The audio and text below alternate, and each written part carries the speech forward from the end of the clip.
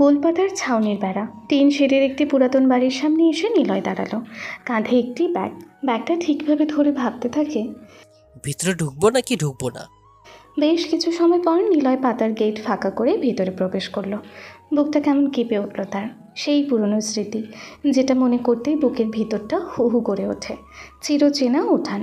5 বছর আগে বাড়ি ছেড়েছিল নিলয়। আজকে ঠিক 5 বছর পর নিলয় বাড়িতে এসেছে।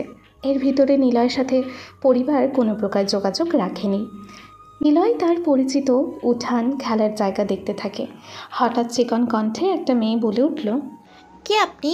মা, দেখো কে এসেছে, একদম বাবার মতো দেখতে, তোমার মতো চোখ। নিলয় ভাইয়া নাকি? নিলয় ঘুরে তাকায়। বারান্দার খুঁটি ধরে দাঁড়িয়ে আছে একটি মেয়ে। মেয়েটা নিলয়ের বড্ড আদরের। তার নাম নীলা। নীলা হলো নিলয়ের আদরের ছোট্ট বোন। নীলার বয়স যখন 15, তখন নিলয়ের বয়স 20 বছর ছিল। নিলয়কে তখন বাড়ি থেকে বের করে দেয় তার বাবা ফারজুক সাহেব। নীলার কথা শুনে হেনা বেগম দৌড়ে আসে। পিছনে ফারজুক সাহেবও আসলেন। হ্যাঁ, নিলয় এসেছে। হেনা নিলয়কে দেখে নিজেকে সামলে রাখতে পারে না, দৌড়ে নিলয়ের কাছে চলে আসে। নিলয়কে যখনই জড়িয়ে ধরতে যাবে, তখনই ফারজুক সাহেব বলল, হেনা, তুমি কি আগের কথা ভুলে গেছো? তোমার ওই কুলাঙ্গার বদমাইশ আর বেয়াদব ছেলে কেন এসেছে এখানে? আমার কসম ছিল ওই ছেলেকে তুমি স্পর্শ করবে না। তুমি কাছে কেন গেছো? নিলয় তার মাকে ছুতে গিয়েও থেমে যায়। হেনাও থেমে যায়। নিলয় চুপচাপ মাথা নিচু করে নিল। ফারজুক সাহেব থামলেন না। নিলয়ের দিকে বিস্ফোরক মন্তব্য ছুড়ে দেয়, তুমি জিজ্ঞাসা করো ওর মতো বেয়াদব বদমাইশ কুলাঙ্গার ছেলে কেন আমার বাড়িতে এসেছে। ও কি ভুলে গিয়েছে ওর জন্য এ বাড়ির দরজা সবসময় বন্ধ? বেরিয়ে যেতে বলো ওকে। ওর মুখ আমি দেখতে চাই না। কেন এসেছে সে এখানে? দূর করে দাও। জানোয়ার শেয়াল কুকুরের মতো কোনো জায়গা নেই এই বাড়িতে। নিলয়ের বাবা, তুমি কি একটু থামবে? কত বছর পর ছেলেটা বাড়িতে এসেছে, আর তুমি এত বছরেও কিছু ভুলতে পারলে না? এই, তোমাকে কতবার বলবো আমাকে কখনো নিলয়ের বাবা ডাকবে না। আমার একটা মাত্রই সন্তান, আর সে হলো নীলা। নিলয় নামের কোনো সন্তান আমার নেই। ওটা হয়তো কোনো চারজ সন্তান হতে পারে। দয়া করে তুমি চুপ করবে? তোমার পায়ে পড়ি, এসব কথা বলো না। আমি আর সহ্য করতে পারছি না। মা, ওনাকে বলে দেন আমি এখানে থাকতে আসিনি। আমি এসেছি তোমার আর নীলাকে দেখতে। কয়েকদিনের ভিতরে আমি চলে যাব এখান থেকে। আরে কয়েকদিন কেন? এক্ষুনি বের হয়ে যা শুয়োরের বাচ্চা। তোর মুখও দেখতে ইচ্ছে করে না। তোর জন্য আমার মান সম্মান সব নষ্ট হয়েছে। আমি তোকে সন্তান হিসাবে কেন মানেন না? দোষ কি আমার ছিল? আপনি সবকিছু বিচার না করে আমাকে শাস্তি দিয়েছেন। আমার কথা শোনার প্রয়োজন মনে করেননি। মানুষ যা বলেছে সেটাই শুনে বিচার করেছেন। আপনার সন্তানের কথা কি শোনা আপনার দরকার ছিল না? সেদিন চুপচাপ শুনে গিয়েছি। ভেবেছিলাম আপনি বলবেন আমার ছেলে এমন না। এতটুকু বলতে পারেননি আপনি। আপনি ভয় পেয়েছিলেন। ভয়ে আপনি চুপ হয়েছিলেন। আজও চুপ থাকেন। আপনার আমাকে ছেলে হিসাবে দেখতে হবে না। আপনি শুধু আমার মা বোনের কাছে কিছুদিন থাকতে দেন, তারপর চলে যাব। এত বছর কি না কি করেছিস, কার সাথে আবার কি করে এখানে এসেছিস সেটা বুঝতে পারছি। উফ, তুমি একটু চুপ করবা? যাও তুমি বাজারে। খোকা, ঘরে আয়। নীলা, তোর ভাইয়ের ব্যাগটা ধর। হেনার কথায় ফারজুক সাহেব আর কিছু বলল না। তিনি রাগ দেখিয়ে চলে গেলেন বাড়ি থেকে। নীলা এসে তার ভাইয়াকে জড়িয়ে ধরে। ব্যাগটা হাতে নিয়ে ভিতরে আসলো 3 জন। 5 বছর পর হেনা তার সন্তানকে ফিরে পেয়েছে। 5 বছরে নীলা যোগাযোগ করার চেষ্টা করেছে বাড়িতে, কিন্তু ফারজুক সাহেব সেটা হতে দেয়নি। ফারজুক হলো এই এলাকার বড় মসজিদের ইমাম। নীলা সব সময় পর্দা করে চলে। ফারজুকের বেশ নাম ডাক এলাকায়। সেই জন্য নিজের ছেলের সাথেই ঝামেলাটা বেশি তার। তিনি সব সময় তার মান সম্মানের চিন্তা করেন। নিলয় এত বছর পর বাড়িতে এসেছে। তার মা বোন তাকে পেয়ে কত খুশি। হঠাৎ দরজায় কড়া নাড়ার শব্দ। বাইরে থেকে একটা মেয়ে চিৎকার করে বলে, হেনা কাকি, দরজাটা খোলো। মা তোমাদের কালকে যেতে বলেছে, পিঠে পাঠিয়েছে। কই তুমি? নীলা, দরজা খোল। কণ্ঠটা বেশ পরিচিত মনে হলো নিলয়ের। এটা যেন রাহির কণ্ঠ। নিলয় তার মায়ের দিকে তাকায়। তার মা বুঝতে পারে নিলয় কি জানতে চাইছে। হেনা বলে, ফাহি ওটা, রাহির ছোট বোন। নীলার সাথেই পড়ে। রাহি ও শ্বশুর বাড়িতে। এখানে তেমন আসে না। একটা বাচ্চাও আছে। তোর বাবা সবার সাথেই ভালো সম্পর্ক রাখে, কেবল তোর সাথে ছাড়া। নীলা, যা, দরজা খুলে দে, ভিতরে নিয়ে আয় ফাহিকে। হেনার কথা মতো নীলা গিয়ে দরজা খুলে দিল। ফাহিকে ভেতরে আনে। একটা নতুন ইয়াং বেশ স্মার্ট দেখতে ছেলেকে দেখলো হেনার পাশে বসে আছে। ফাহি ছেলেটার দিকে তাকায়। ফাহি পুলি পিঠাগুলো নীলার কাছে দিয়ে তাড়াতাড়ি মাথায় কাপড় দিল। নীলার কানের কাছে মুখ এনেই বলে, এই ভিতরে অন্য একটা ছেলে বসে আছে, বলবি না? কিভাবে ঢুকে আসলাম ভিতরে? ইস, আরে অন্য ছেলে কাকে বলিস? তোর মনে হয় মনে নেই যে আমার একটা ভাই আছে? মনে আছে তোর? ছোটবেলাতে উনি আমাদের কত কি পেরে দিত। মানে উনি নিলয় ভাইয়া? হুম। ফাহি একটু জোরে বলে ওঠে কথাটা। নিলয় শুনতে পায় কথাটা, মুচকি হাসে সে। ফাহি লজ্জা পেয়ে নিলয়ের দিক থেকে চোখ সরিয়ে নিল। হেনা বলে, দাঁড়িয়ে কেন? বস তোরা। না কাকিমা, বসবো না, কালকে অনেক কাজ, তোমরা যাবে কিন্তু। আচ্ছা ঠিক আছে। ফাহি চলে যায় বাহিরে। নীলা এগিয়ে আসে দরজা অবধি। ফাহি নীলার হাত ধরে বাহিরে নিয়ে আসে। নীলা বলে, কি হয়েছে? এবার টেনে আনলি কেন? ওটা সত্যিই নিলয় ভাইয়া তো? হ্যাঁ, কেন, কি হয়েছে? আমাকে ছোটবেলায় ফুল দিয়েছিল, ফুল দিয়ে বলেছিল চুমু দিতে গালে। ইস, কি লজ্জা! আমি লজ্জায় ওনার সামনে যাইনি অনেকদিন।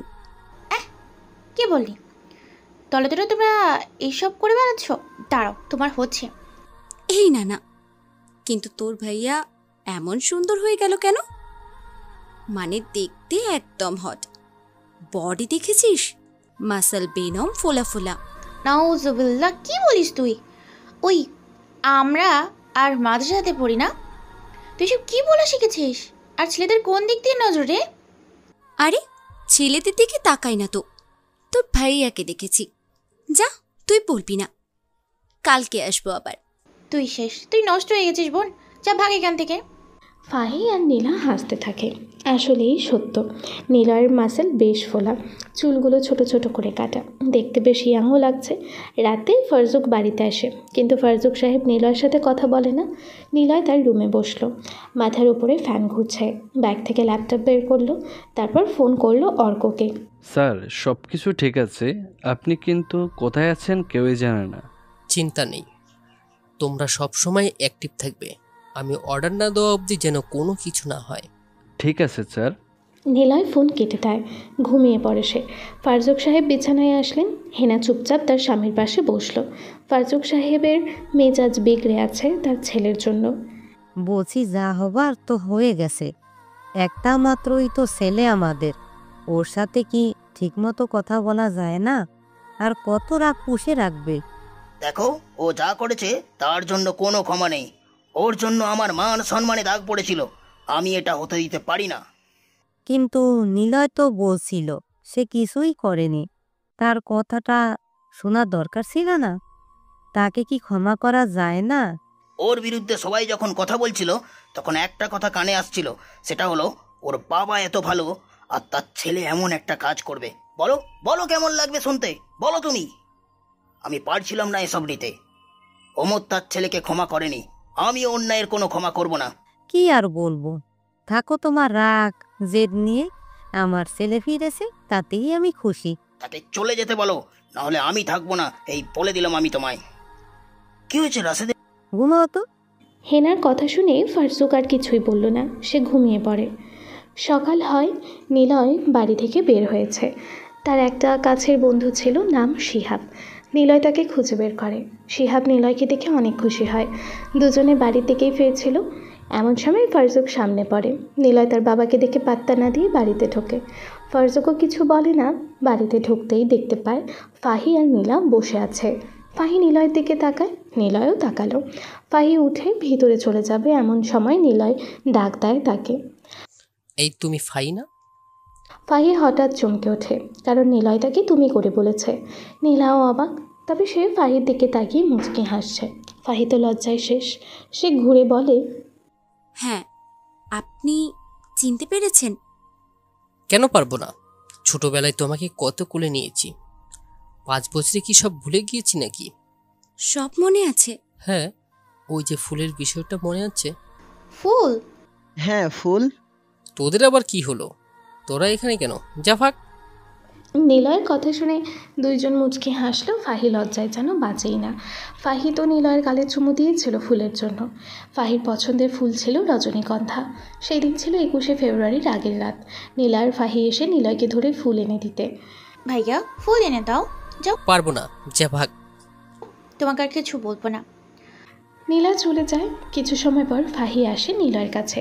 ফাহি এসে নিলয়কে বলে, নিলয় ভাইয়া ফুল এনে দিবা? না, দিব না। প্লিজ দাও না। এনে দিলে কি দিবি?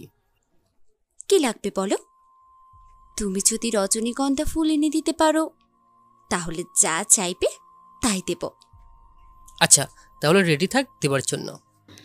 এরপর নিলয় রাতে বেরিয়ে পড়ে। সেই দিন রাতেই হচ্ছিল বৃষ্টি।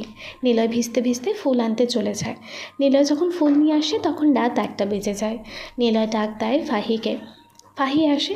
নিলয়ের গায়ে কাদামাটি, হাত ভর্তি রজনীগন্ধা। ফাহি হাত বাড়িয়ে নিতে যাবে তখন ফাহিকে বলে, কি যেন বলেছিলে? ফুল এনে দিলে যা চাইবো তাই দিবি, দে এখন। আচ্ছা বলো কি নিবা? তুই রেডি তো? হ্যাঁ জলদি বলো, মা ডাকবে তো। আচ্ছা, এসব ফুল তোর জন্য, যদি তুই আমাকে একটু চুমু দিস। কি কি বললো? চুমু মানে? মাথা খারাপ হয়ে গেছে নাকি? তাহলে গেলাম, থাক। ফুলে সব পুকুরে ফেলে দিব। না না, ফেলো না। আর কিছুই চাওয়ার নেই? এটাই নিবা? দ্রুত বল, বেশি বকিস না। প্রথমে ভেবেছিলাম গালে নিব, কিন্তু তোর কথায় এখন সেটা ঠোঁটে নিতে হবে। কি? এবার কিন্তু 1টা থেকে 2টা। ফাহি এসে ঠাস করে ঠোঁটে চুমু দিয়ে নিলয়ের হাত থেকে ফুল কেড়ে নিয়ে দৌড়ে চলে যায় ভিতরে। নিলয় মুচকি হাসতে থাকে। নিলয় তো মজা করছিল, কিন্তু ফাহি তো সিরিয়াস হয়ে যায়। সেসব কথা মনে পড়ে দুজনেই চুপিসারে হাসতে থাকে। তবে ফাহি সেদিনের পর থেকে নিলয়কে মনে মনে পছন্দ করে ফেলেছিল। যদি বর হিসেবে কাউকে সে চায় তবে সেটা নিলয়কেই চাইবে। কিন্তু অজানা এক ঝড়ে সব লণ্ডভণ্ড হয়ে যায়। নিলয় চলে যায় গ্রাম ছেড়ে। 5 বছর পর নিলয় ফিরে এসেছে। হঠাৎ শিহাব বলে, আন্টি, আপনাদের সবাইকে দাওয়াত দিতে এসেছি। কিসের দাওয়াত? আমার বিয়ের। কালকে নিলয়, তুই যাবি আমার বাড়িতে। নিলয় গেলেই হবে? বাবা, তোমার আঙ্কেলকে তো চিনো। নিলয় যেখানে যাবে সেখানে তিনি কখনো যাবে না। কি যে হয় ওনার, আমাদেরকেও যেতে দিবে না সেখানে। নিলয়কে নিয়ে যেও। আচ্ছা আন্টি। শিহাব আর নিলয় চলে যায় বাহিরে। দুজনেই হাঁটছে। শিহাব প্রশ্ন করে, নিলয়, পুলিশ অফিসারের কথা মনে আছে তোর? শালা জানোয়ারকে খুঁজে পেলে মেরে ফেলবো। রাহির সাথে ঘটেছিল, সেটার দোষ তোর উপরে এসে পড়ে। বেঁচে যায় শালা পুলিশ। তন্ময়, বাদ দিত। আঙ্কেলের উপরে রাগ অনেক তোর, বল? না, লোকটাকে আমি চিনি। ইমাম সে মসজিদের। কখনো তিনি মিথ্যা বলেনি, যতটুকু দেখেছি তাকে। সৎ মানুষটা কি করবে আর? সবাই যখন বলেছিল কাজটা আমি করেছি, তখন তিনি একা মানুষ কি করবে? তাছাড়া আমি তখন বেহারা ছিলাম। উনি চেয়েছিল মাদ্রাসায় পড়াতে, হুজুর বানাতে। আমি সেটা করি, তাই ওনার রাগটা বেশি। ওনার জায়গাতে আমি থাকলে হয়তো এটাই করতাম। যা হবার হয়েছে। এখন কি করছিস? এত বছর পর কেন এসেছিস? করি তো অনেক কিছু। পরিচয় দেবার মতো এখন বিরাট বড় নাম আছে আমার, কিন্তু সেটা পরে বলবো। আগে বাবা আমাকে এতটুকু বুঝুক। তবে এতটুকু বলতে পারি, এবার 4 মাসের ছুটি পড়েছে, তাই গ্রামে এলাম। কি করিস তুই? বললাম তো, সময় হলে জানতে পারবি। তবে পুলিশকে এমনি এমনি মারার কথা বলছি নাকি? শালাকে মারলে কোনো পুলিশ এসে কথা বলতে পারবে না, এমন কিছু করি। বলিস কি? নিলয় মুচকি হাসতে থাকে। পুরনো স্মৃতি ওর মনে ঘুরপাক খাচ্ছে, কিন্তু নিলয় সেসব মনে রাখতেই চায় না। নিলয় এখন যথেষ্ট ম্যাচিওর হয়েছে, আর এই বয়সে সে অনেক কিছু অর্জন করেছে। সাথে বেড়েছে গোপন শত্রু। দেখা যাক কী হতে পারে। নিলয়, শিহাব তাদের বাড়িতে বসে আছে। গ্রামের একজন মহিলা এসেছে ফারজুক সাহেবের বাড়িতে। মহিলাটা কাঁদছে। ফারজুক সাহেবকে চিৎকার করে ডাকতে থাকে, ইমাম সাহেব বাড়িতে আছেন? জলদি বের হন, আমার ছেলেকে বাঁচান ইমাম সাহেব। মহিলাটার কান্না শুনে বাড়ির ভিতর থেকে সবাই বের হলো। একটা জীর্ণ শীর্ণ দেহের একটা মহিলা দাঁড়িয়ে আছে, চিৎকার করে কাঁদছে। তার কান্নার শব্দ শুনে পাশের বাড়ি থেকে ফাহি আর তার বাবা মা এগিয়ে আসে। ফারজুক সাহেব আসরের নামাজ পড়ে মাত্র বাড়িতে এসেছে, আর তখনই এমন কান্নার শব্দ শুনতে পায়। কি হয়েছে রাশেদের মা? তুমি এভাবে কাঁদছো কেন? সব ঠিক আছে? ইমাম সাহেব, কিছুই ঠিক নেই। আমি রাশেদকে বলেছিলাম চেয়ারম্যানের কোনো কাজে তুই যাস না।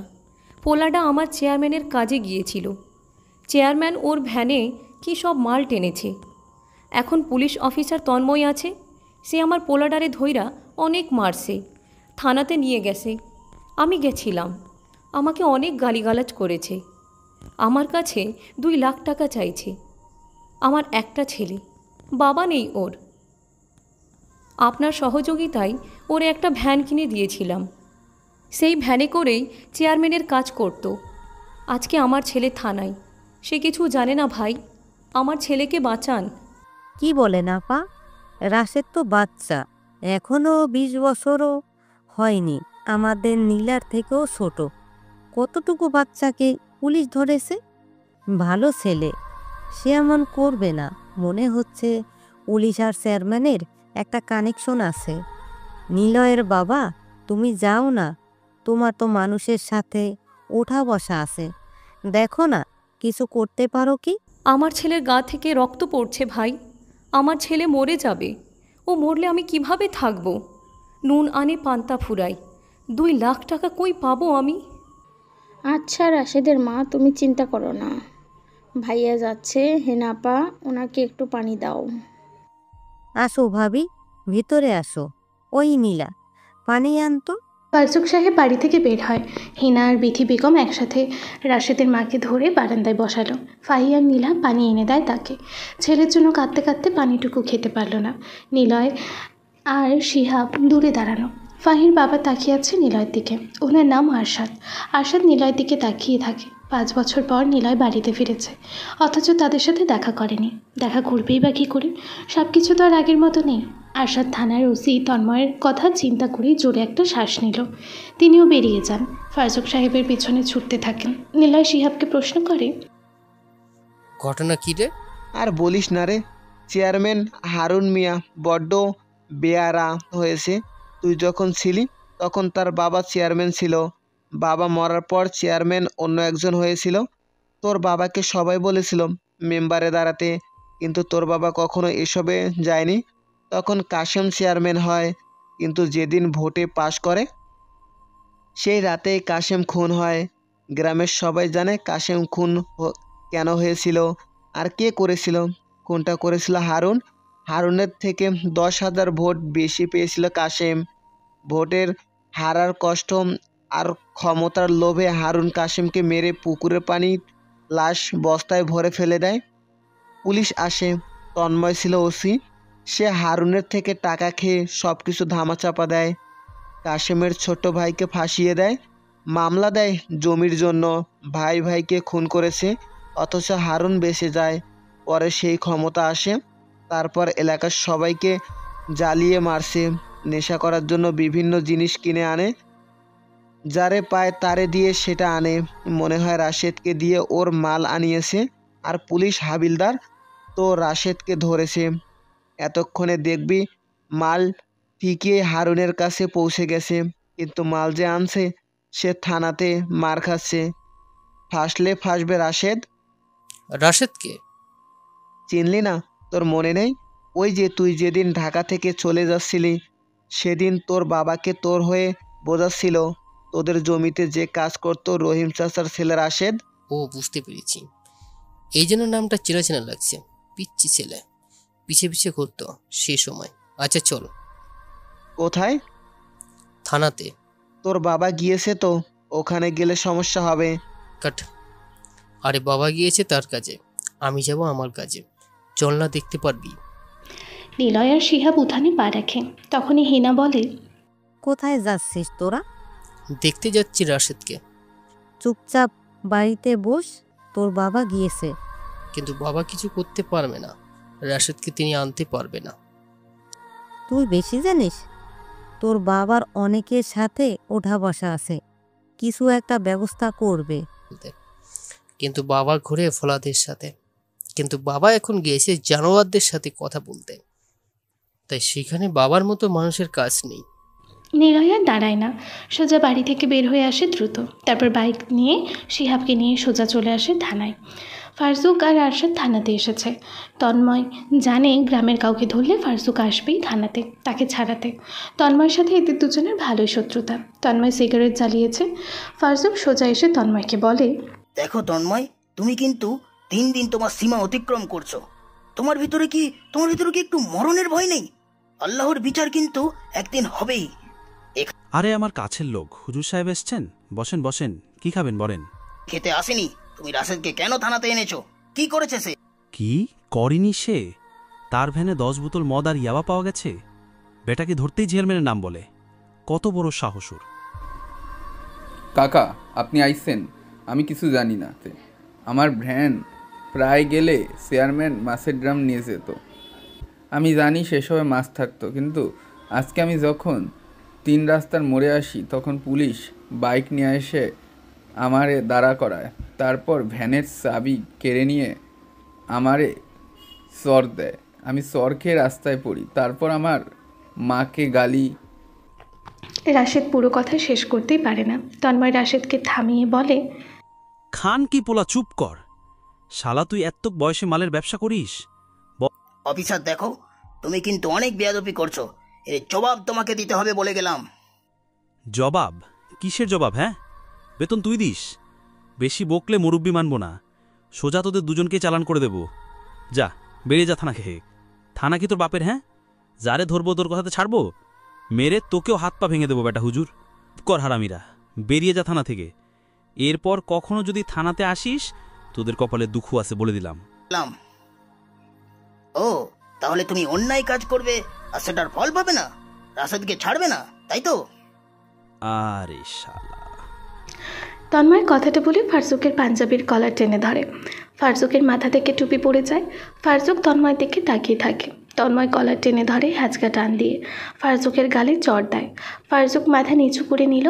আরশাদ নিচ থেকে টুপি তুলতে যায়। তন্ময় আবারও গালি দিয়ে বলে, টুপি ওখানে থাকবে, রাশেদ আর টুপি নিয়ে 5 লাখ টাকা লাগবে। যা ভাগ এখান থেকে। তোকে আল্লাহ। ফারজুককে টেনে নিয়ে আসে থানা থেকে আরশাদ। কি করবে বুঝতে পারছে না। কিছু মানুষদেরকে কল করেছে, কিন্তু হারুনের কথা শুনে তারা কিছু করতে পারবে না জানায়, কারণ সবাই হারুনের জন্য ঝামেলাতে জড়াতে চায় না। গ্রামের মেম্বারকেও কল দিয়েছে ফারজুক, কিন্তু কিছুতেই কাজ হয় না। মাগরিবের সময় হয়ে এসেছে, উনি বাড়িতে চলে যায়। নিলয় আর শিহাব এতক্ষণে সব দেখেছে বাইরে থেকে। শিহাব বলে, নিলয় বাড়িতে চল। দেখলি না তন্ময় কেমন ব্যবহার করেছে তোর বাবার সাথে? ও অনেক খারাপ নিলয়। আমার কথা শোন, চল আমরা চলে যাই, নয়তো ভালোভাবে কথা বলে দেখি কি বলে। কথা বলবি? আচ্ছা চল দেখি কি কথা বলিস। নিলয়ের তাচ্ছিল্যের কথা শুনে শিহাব ঘাবড়ে যায়। সে ভয় পেয়েছে। কি হতে যাচ্ছে শিহাব এখনও বুঝতেই পারছে না। শিহাব বড় একটি ঢোক গিলল। শিহাব আগে ভিতরে প্রবেশ করে, পিছনে নিলয়। তন্ময় নিলয়কে দেখে অবাক হয়। নিলয়কে সে চেনে ভালো করে। নিলয় তন্ময়কে ভালো করে জানে। নিলয়কে দেখেই তন্ময় বলে, আসেন আসেন, বসেন বস। হুজুরের ছেলে মিস্টার লম্পট, চরিত্রহীন, খারাপ ছেলে আজ এত বছর পর এখানে? কি ব্যাপার? বাবার সম্মান ফেরত নিতে আসছি নাকি? তোর নিজেরই তো কোনো সম্মান নেই, তুই আবার কার সম্মানের জন্য আসলি? নিলয় কিছু না বলে মুচকি হেসে চেয়ারে বসল। শিহাব কি বলবে ভেবেই পাচ্ছে না, কারণ সেও এই বিষয়ের ওপরে বেশ ভালো করেই জানে। নিলয় চুপচাপ রাশেদের দিকে তাকিয়ে আছে। শিহাব বলে, তন্ময় ভাই, আমরা এসেছিলাম রাশেদকে সারানোর জন্য। বেচারার বাপ নেই, মায়ের সাথে থাকে, সেই বয়সে সংসার চালায়। যদি ওকে ছেড়ে দিতে। মদ আর ইয়াবা নিয়ে যাচ্ছিল, বেড়াকে ধরেছি রাস্তাতেই। নিলয় ভাই তুমি বাড়িতে আসছো? ভাই আমাকে নিয়ে চলো, আমি কিছু জানতাম না, আমাকে মেরে স্বীকার করিয়েছে। আমি যেন চেয়ারম্যানের নামে কিছু না বলি। শুয়োরে ডাচ্ছে, চুপ কর। বেশি কথা বললে এবার তোকে মেরে ফেলবো, বুঝেছিস তো? চুপচাপ বসে থাকবি। বল তোরা যেন কি বলছিস? তন্ময় ওদের দুজনের দিকে আবারও তাকালো। নিলয় চুপচাপ বসে আছে। শিহাবের তখন মনে পড়ে গতদিনের কথা। নিলয় বলেছিল তন্ময়কে মারলে তার কিছুই হবে না। যদি সেরকম কিছু হয়, শিহাব তন্ময়কে বলে, ভাই, ওই যে বলছিলাম ওকে ছেড়ে দিতে, বেচারার মা অনেক কান্নাকাটি করছে। আচ্ছা বুঝলাম, ছাড়তে পারি যদি টাকা জমা দিস। দিতে পারবি 2 লাখ? ও আরেকটা কথা, হুজুরের টুপি পড়ে আছে, সেটা নিতে হলে আরও 3 লাখ, মোট 5 লাখ টাকা দিয়ে নিয়ে যা, নাহলে ভাগ এখান থেকে। এত টাকা? রাশেদ তো চেয়ারম্যানের হয়ে কাজ করতো, তাহলে এমন কেন করছো? ছেড়ে দাও, বেচারাকে ধরে কি লাভ হবে? বেশি বকিস না তো, এখান থেকে ভাগ, কাজ আছে আমার। টাকা দেব। শিহাব চমকায়। ফারজুকের জমির পরিমাণ মাত্র 5 বিঘা, আর নিলয় টাকা দেবে? ফারজুকের কাছে তো টাকা নেই, তাহলে নিলয় টাকা কোথায় পাবে? শিহাব নিলয়ের হাত ধরে। নিলয় বলে, মানুষ জান্নাতে যাওয়ার জন্য ভালো কাজ করে, মানুষ বুঝতে পারার থেকে লোভী হয়। ভালো কাজের ফল স্বরূপ জান্নাত গিফট পায়, কিন্তু তোর জন্য আখিরিত নয়, তোর জন্য দুনিয়া নরক হবে। নিলয় কথাগুলো বলে পকেট থেকে একটা চেক বই বের করে, তারপর চেকে টাকার অঙ্ক বসিয়ে সাইন করে দেয়। চেক পেপার তন্ময়ের দিকে বাড়িয়ে দিয়ে বলে, নে, এখানে 5 কোটি টাকা আছে। গুড, যা রাশেদকে নিয়ে যা, আর সাথে টুপিটাও নিয়ে যা, তোর হুজুর বাবার মাথায় পরিয়ে দিস। তুই টাকা চেয়েছিস, পেয়েছিস। হ্যাঁ, হিসাব ক্লিয়ার। সেন্ট্রি, রাশেদকে ছেড়ে দাও। শিয়াব, রাশেদকে নিয়ে গাড়িতে তুলে আয়। আর তন্ময়ের হিসাব তো এখনো ক্লিয়ার হয়নি। হয়নি মানে? যা চেয়েছি পেয়েছিও, আর কি লাগবে? তুই আমার বাবার পাঞ্জাবি কলার ধরেছিলি, থানার পুলিশরা দাঁড়িয়ে দেখছিল, তার গালে চড় মেরেছিলি, তার মাথা থেকে টুপি পড়ে গিয়েছিল, তুই সেটা পা দিয়ে সরিয়েছিস, কাউকে তুলতে দিসনি। আমার বাবা কেবল গোসল ও ঘুমানোর সময় মাথা থেকে টুপি খুলে, আর তুই আজকে তাকে টুপি ছাড়া বের করেছিস, তাকে অপমান করেছিস। সেসব ফেরত দে, সেসবের হিসাব এখনো বাকি। তন্ময় টেবিলের উপর বসা ছিল। শিহাব এতক্ষণে রাশেদকে রেখে আবারও চলে এসেছে ভিতরে। নিলয়ের কথা শুনে তন্ময় বসা থেকে উঠে দাঁড়ায়। রাগ জমা হয় তার। সে বলে, আরে ভাই দেখ, অনেক বছর তোকে দেখিনি, ভাল লাগছিল, এখন তুই যা, বাচ্চাদের মতো জিদ ধরিস কেন? অসব নিয়ে তোর ভাবতে হবে না। শোন, তোকে যেটা বলছি সেটা করবি। একটা গাড়িতে পুলিশ সহ যাবি আমাদের বাড়িতে, তারপর আমার বাবাকে ভদ্রভাবে ডাকবি, তিনি সামনে আসবে, টুপিটা তোর পুলিশ ইউনিফর্মের সাথে মুছে নিয়ে সেটাকে চুমু দিয়ে আমার বাবার মাথায় টুপি পরিয়ে দিবি। এরপর ওনার হাতে চুমু দিয়ে বলবি, আমার ভুল হয়েছে, আমাকে মাফ করে দেন। আপনি যা বলবেন তাই হবে। যা তন্ময়, আমি থানাতে আছি। নিলয়ের কথা শুনে তন্ময় কিছু সময় নিলয়ের মুখের দিকে তাকিয়ে থাকে। তারপর হো হো করে জোরে জোরে হেসে উঠল তন্ময়। শিহাব ভয় পাচ্ছে, কারণ নিলয়কে এখন সে না চিনলেও তন্ময়কে ঠিকই সে ভালো করেই জানে কতটা খারাপ। শেষ কিনা তন্ময় আবারও নিলয়ের উপরে কিছু না করে বসে, আবারও নিলয়কে চলে যেতে যেন না হয়। তন্ময় হাসি থামায়, নিলয়ের দিকে এগিয়ে আসে, নিলয়ের গালে হাত দিয়ে চেপে ধরে বলে, ফারজুক আর আরশাদ বাড়িতে এসেছে, চোখে মুখে পানি নিয়ে এসেছে দুজন। ফারজুক নতুন টুপি কিনে মাথায় পরে বাড়িতে প্রবেশ করে। আরশাদকে বলেছে থানায় যা হয়েছে সেটা যেন বাড়ির কেউ না জানে। ফারজুক প্রবেশ করতেই রাশেদের মা দৌড়ে এসেছে। ভাই, আমার ছেলে কোথায়? রাশেদ, ও তো আসলে মানে ওর চিন্তা নেই, রাশেদ ঠিকঠাক আছে। কিন্তু রাশেদ কোথায়? থানা থেকে ওকে ছাড়েনি? হ্যাঁ, রাশেদ চলে আসবে বলে, চিন্তা করো না তোমরা, এসব বাদ দাও। আচ্ছা, ভিতরে আসো। 1 মিনিট, তোমার মাথার টুপি নতুন লাগছে না? আমি তো কেসে দিই, একটা সুতাও বের হয়ে থাকে না, আজকে সুতা বের হয়ে আছে। একই রং, তবে অন্যরকম লাগছে যে। তোমার পুরনো টুপি কোথায়? আর বলো না, বাতাসে পড়ে গেছে, পানিতে পড়েছিল, তাই নতুন টুপি কিনে এনেছি। থানার সামনে পানি জমা ছিল। ও আচ্ছা, তা তোমার বাম গাল লাল হয়ে আছে কেন? তুমি কিন্তু মিথ্যে বলছো আমাকে। তুমি তো মিথ্যা বলো না, তাহলে কি হয়েছে বলো? হেনার প্রশ্নে ফারজুক চুপ হয়ে যায়, কি বলবে বুঝতে পারে না। তারপর নিলয়ের কথা শুনে তন্ময় জোরে জোরে হাসতে থাকে। হাসতে হাসতে নিলয়ের কাছে আসে সে। তারপর নিলয়ের ঘাল টিপে ধরে নিলয়ের দিকে রাগী দৃষ্টিতে চেয়ে বলে, গাঞ্জা কে খেয়েছে, তুই নাকি আমি? নেশা কেটে গেলে থানা থেকে সোজা বাড়িতে যাবি, বুঝলি? তোর কোন দিক দিয়ে মনে হলো আমি তোর বাপের সামনে যাব? যা ভাগ, শালা জারজ কোথাকার। নিলয় তন্ময়ের হাত ধরে, তন্ময়ের হাত ছাড়িয়ে নেয়। তারপর জোরে একটা শ্বাস নিয়ে নিজেকে শান্ত করেই বলল, দেখ, ভদ্র মানুষের সাথে ভদ্রতা দেখাতে হয়, আর যে কুকুর তাকে মুগুর দিয়ে শান্ত করতে হয়। যা, ভদ্রভাবে তার কাছে গিয়ে মাপ চাইবি, তার সম্মান ফিরিয়ে দিবি। সিদ্ধান্ত তোর, বাকি কাজটুকু তোর। শালা কুত্তার বাচ্চা, বেরো থানা থেকে। আর যদি বেশি পাকনামি করিস তোকে থানার ভেতরে ঢুকিয়ে দেবো, যা বলছি। নিলয়কে বসা থেকে টেনে তোলে তন্ময়। তারপর নিলয়কে জোরে একটা ধাক্কা দেয়। নিলয় ঘুরে দ্রুত এসে তন্ময়ের কোমরে বেল থেকে পিস্তলের বক্স হতে পিস্তল বের করে সেটা সেট করে ট্রিগারে আঙুল দিয়ে সোজা তন্ময়ের মুখের ভেতর ধরল। থানার পুলিশ দৌড়ে নিলয়ের পেছনে এসে দাঁড়ায়। শিহাব ভয়ে চোখ দুটো বড় বড় করে নিয়েছে। তন্ময়ের গা কাঁপছে। নিলয় গম্ভীর গলায় বলে, শুয়োরের বাচ্চা, তোকে তোর থানায় তোকে মেরে তোর টেবিলের উপরে ফেলে রাখবো। তোর পোষা যে পুলিশ নামের কুত্তা আছে, ওরা আমার কিছু শিখতে পারবে না। তোকে মারতো আমার 1 মিনিটও সময় লাগবে না। তুই কিন্তু অনেক বড় ভুল করলি। নিলয় গালের ভিতর থেকে পিস্তলটা বের করতেই তন্ময় কথাটা বলল, কিন্তু তন্ময় পুরো কথাটা শেষ করতে পারে না। তখনই ওর টেবিলে থাকা মোবাইলটি বেজে উঠল।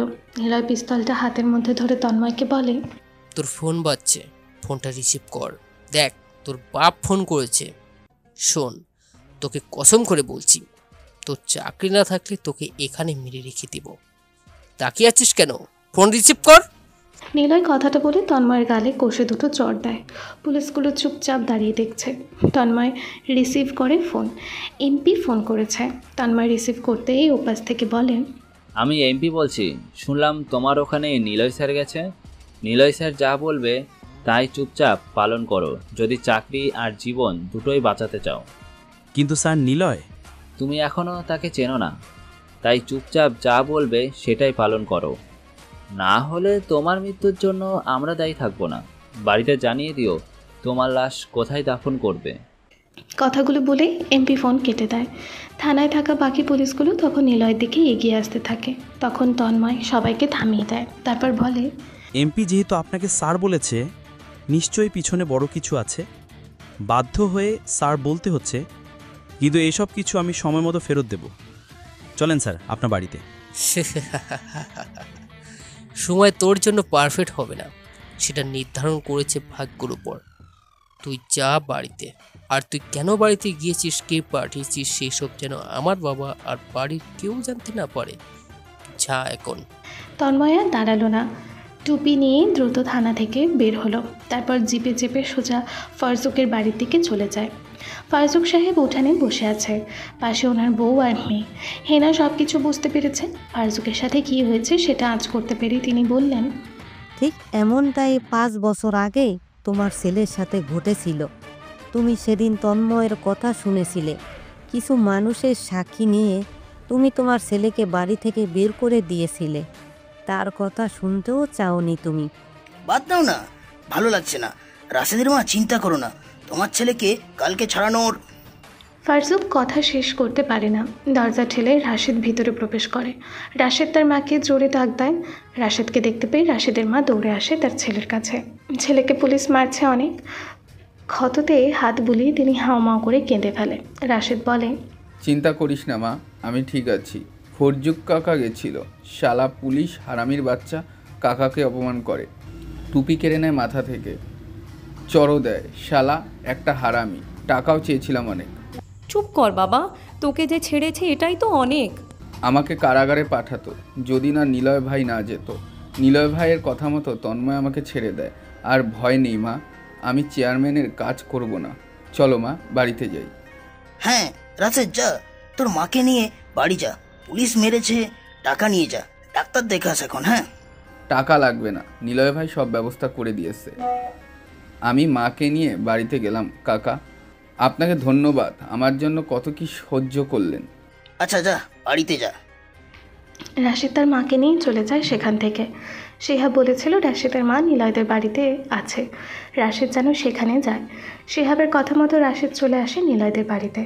এখন রাশেদ তার মাকে নিয়ে বাড়িতে চলে যায়। কিন্তু ফারজুক, আরশাদ, হেনা সবাই অবাক হয়েছে নিলয়ের কথা শুনে। নিলয় থানাতে কী করতে গেছে? ফারজুক রেগে হেনাকে বলে, তুমি জানতে না তন্ময়ের সাথে নিলয়ের ঝামেলা আছে? তারপরও তুমি কেন নিলয়কে থানার দিকে পাঠালে? আটকাওনি কেন? আমি জানতাম না সে ওখানে যাবে। আশরাত, চল, আবার থানার দিকে যাব। ঝামেলা মনে হচ্ছে শেষ হয়নি। আবার নতুন কোনো ঝামেলাতে আমরা পড়তে চলেছি। ফারজুক আর আরশাদ দুজনেই যখনই বাড়ি থেকে বের হতে যাবে তখনই পুলিশের জিপ এসে থামলো বাড়ির সামনে। জিপ থেকে তন্ময় নেমে দ্রুত ফারজুকের বাড়ির ভেতরে আসে। তন্ময়কে দেখে সবাই উঠে দাঁড়িয়েছে। এই পুলিশ এখানে কেন? নিশ্চয়ই আবার অপমান করতে এসেছে। গ্রামে বাড়ি হওয়াতেই পাড়ার অনেক লোকজন ফারজুকদের বাড়ির ভিতরে এসে জড়ো হয়ে গেছে। আবারও পুলিশও এসেছে এখানে। সব মিলেই ঘটনা বেশ মনোমুগ্ধকর। তন্ময়কে দেখেই ফারজুক বলে, কি ব্যাপার, তুমি এখানে? যা হবার সেটা তো থানাতে হয়েছে, আবার এখানে কি চাও? ইমাম সাহেব, আমার ভুল হয়েছে, আমাকে দয়া করে মাফ করে দেন। আর কখনো আমি আপনার সাথে বেয়াদবি করব না। আপনি আমার গুরুজন, আপনি আমাকে চড় মারেন আর যা ইচ্ছা করেন, তবু আমাকে মাফ করে দেন। আমি বুঝতে পেরেছি আপনার সাথে আমার বেয়াদবি করা ঠিক হয়নি। আপনি মাফ না করলে আমি ভালো থাকতে পারবো না, মানে আমার বিবেকে খারাপ লাগবে। দয়া করে আমাকে মাফ করে দিন। আমি রাশেদকে ছেড়েও দিয়েছি, কোনো টাকাও লাগবে না। আর এই যে আপনার টুপি, দাঁড়ান আমি আমার ইউনিফর্ম দিয়ে মুছে দিচ্ছি ধুলো। নিন ইমাম সাহেব, পড়ুন। তন্ময় কথাগুলো বলতে বলতে ফারজুক সাহেবের হাত ধরে রাখে। ফারজুক হাত ছাড়িয়ে নিতে চায়, কিন্তু তন্ময় ছাড়ে না। এলাকার মানুষজন হাঁ করে দেখছে তন্ময়ের ঘটনা। ফারজুক অবাক হয়। বিষয়টা এখনও তার কাছে হজম হচ্ছে না যে পুলিশ থানার ভেতরে তার সাথে এমন করলেও এখনও 2 ঘন্টা হয়নি, আর এরই মধ্যে ওই পুলিশ সোজা বাড়িতে এসে কাতো কাতো গলায় সবার সামনে মাফ চাচ্ছে। ফারজুক কি বলবে বুঝতে পারে না, তবে তন্ময় ওনার হাত ছেড়ে দিচ্ছে না। দেখো, তুমি কি বলছো বুঝতে পারছি না। হঠাৎ কি হলো যে আমার কাছে এসে মাপ চাইছো? প্লিজ ইমাম সাহেব, বুঝুন একটু। আচ্ছা ঠিক আছে, হয়েছে, এবার যাও, বুঝেছি আমি। ধন্যবাদ। কোনো সমস্যা হলে আমাকে জানাবেন। তন্ময় চলে যায় সেখান থেকে। এলাকার মানুষজনও আস্তে আস্তে চলে যায়, কিন্তু এখনও ফারজুক বুঝতে পারে না আসলে এখানে কি ঘটেছে। রাত 9টা বাজে। নিলয় আর শিহাব বাড়ির সামনে আসে। ফাহিকে ওদের বাড়ির ভেতর থেকে বের হতে দেখে। নিলয়ের হাতে বাদাম। ফাহিকে ডাক দেয় এসে। ফাহি চমকে ওঠে। এই ফাহি, এদিকে আসো। জি বলুন। প্রেম করো তুমি? এই না না, মাদ্রাসাতে পড়ি, কোনো ছেলের ধারের কাছে যাই না আমি। কোনো ছেলেকে ভালো লাগে না? না না, ছেলেদের দিকেও তাকাই না। আমার দিকে তো তাকাও, আমি কি ছেলে না? ফাহি লজ্জা পায়। এই ছেলে তো দেখছি বহুত বজ্জাত হয়েছে। আগে যা ফাজিল ছিল, এখন তা পরিবর্তন হয়নি। মুখের ওপরে লজ্জা দেয়। কি জন্য ডেকেছেন? বাদাম এনেছি, নাও। না, নেব না। কেন? কিছু মিশিয়ে দেনি, পটাবো না। তুমি যে হারে সুন্দরী হচ্ছ, তবে দেখবা অন্য কেউ একদিন তোমাকে কালো জাদু করে ভোগে নিয়ে গেছে। এই, আপনি কিন্তু বেশি কথা বলেন। ফাহি দ্রুত ভিতরে চলে যায়। আড়ালে গিয়ে সে নিলয়ের দিকে উকি মেরে তাকায়। শিহাব বলে, কি শুরু করলি ওর সাথে? জানি না, ওরা খ্যাপাতে ভালো লাগে। ওকে কি পছন্দ করিস? চুপ থাক, চল ভিতরে। নিলয় বাড়ির ভিতরে আসে। নীলা, ফাহি, হিনা, ফারজুক বসে আছে বারান্দায়। নিলয় হিনাকে বলে, মা, শিয়াব আসছে, খেতে দাও তো, অনেক ক্ষুধা লাগছে। নিলয় এদিকে আয়। বলো। তুই কি আজ থানাতে গিয়েছিলি? হ্যাঁ, তোমাকে তো বলেইছিলাম। কি হলো? থানায় যে কি করছিস? কিছু না। তাহলে তোর বাবা গেল রাশেদকে ছাড়াতে। পুলিশ তোর বাবার সাথে খারাপ ব্যবহার করে থানা থেকে বের করে দিয়েছিল, আর তুই যাবার পর রাশেদ চলে আসে কিভাবে? আর বলিও না মা, তন্ময় তো খারাপ, নিজে আকাম করে আমাকে ফাঁসিয়ে বাড়ি ছাড়া করে। তো ওই খারাপ লোকটা কিভাবে কথা শুনবে সেটা আমি জানি। আমার এক বন্ধু পুলিশের বড় পদে চাকরি করে, ওকে ফোন দিলাম, তারপর সব কাজ হয়ে গেছে। তোর বন্ধু বলতে তুই 5 বছর আগে বাড়ি ছেড়ে যাবার পর কি করছিস বা এখন কি করিস? তেমন কিছু না, একটা ব্যাংকের চাকরি করছি, মাসে 20,000 টাকার মতো বেতন হয়। পড়াশোনা নিজে খরচই করছি। তন্ময়ের কি হয়েছে? সে এসে তোর বাবার হাতে পায়ে ধরে মাপ চেয়েছে, কি বলছিস তাকে? আমি কিছু করিনি, তোমরা তাকে জিজ্ঞাসা করো, আমি এসব জানি না। শিহাবকে জিগাও, সে ছিল আমার সাথে। হ্যাঁ আন্টি, আমরা গিয়েছিলাম থানায়, তারপর ভালোভাবে কথা বললাম। পরে একটা ফোন আসে, তারপর সে রাশেদকে ছেড়ে দেয়। আমরা থানা থেকে বের হই, রাশেদকে মেডিসিন কেনার টাকা দেই, এরপর বাজারে ঘুরে এইমাত্র বাড়িতে এলাম। হেনা কথা বলে সেখান থেকে চলে যায়। নিলয় আর শিহাব চলে আসে নিজেদের রুমে। নিলয় জোরে একটা শ্বাস নেয়। নিলয়কে শিহাব বলে, তুই যা বলতে বললি সবটা বললাম, এবার বল তুই কি করিস। আরে বাবা, বললাম তো, সময় হলে জানতে পারবি। তবে এতটুকু চিনে রাখো, কারো ক্ষমতা নেই আমার পরিবারকে আমার সামনে ছোট করবে।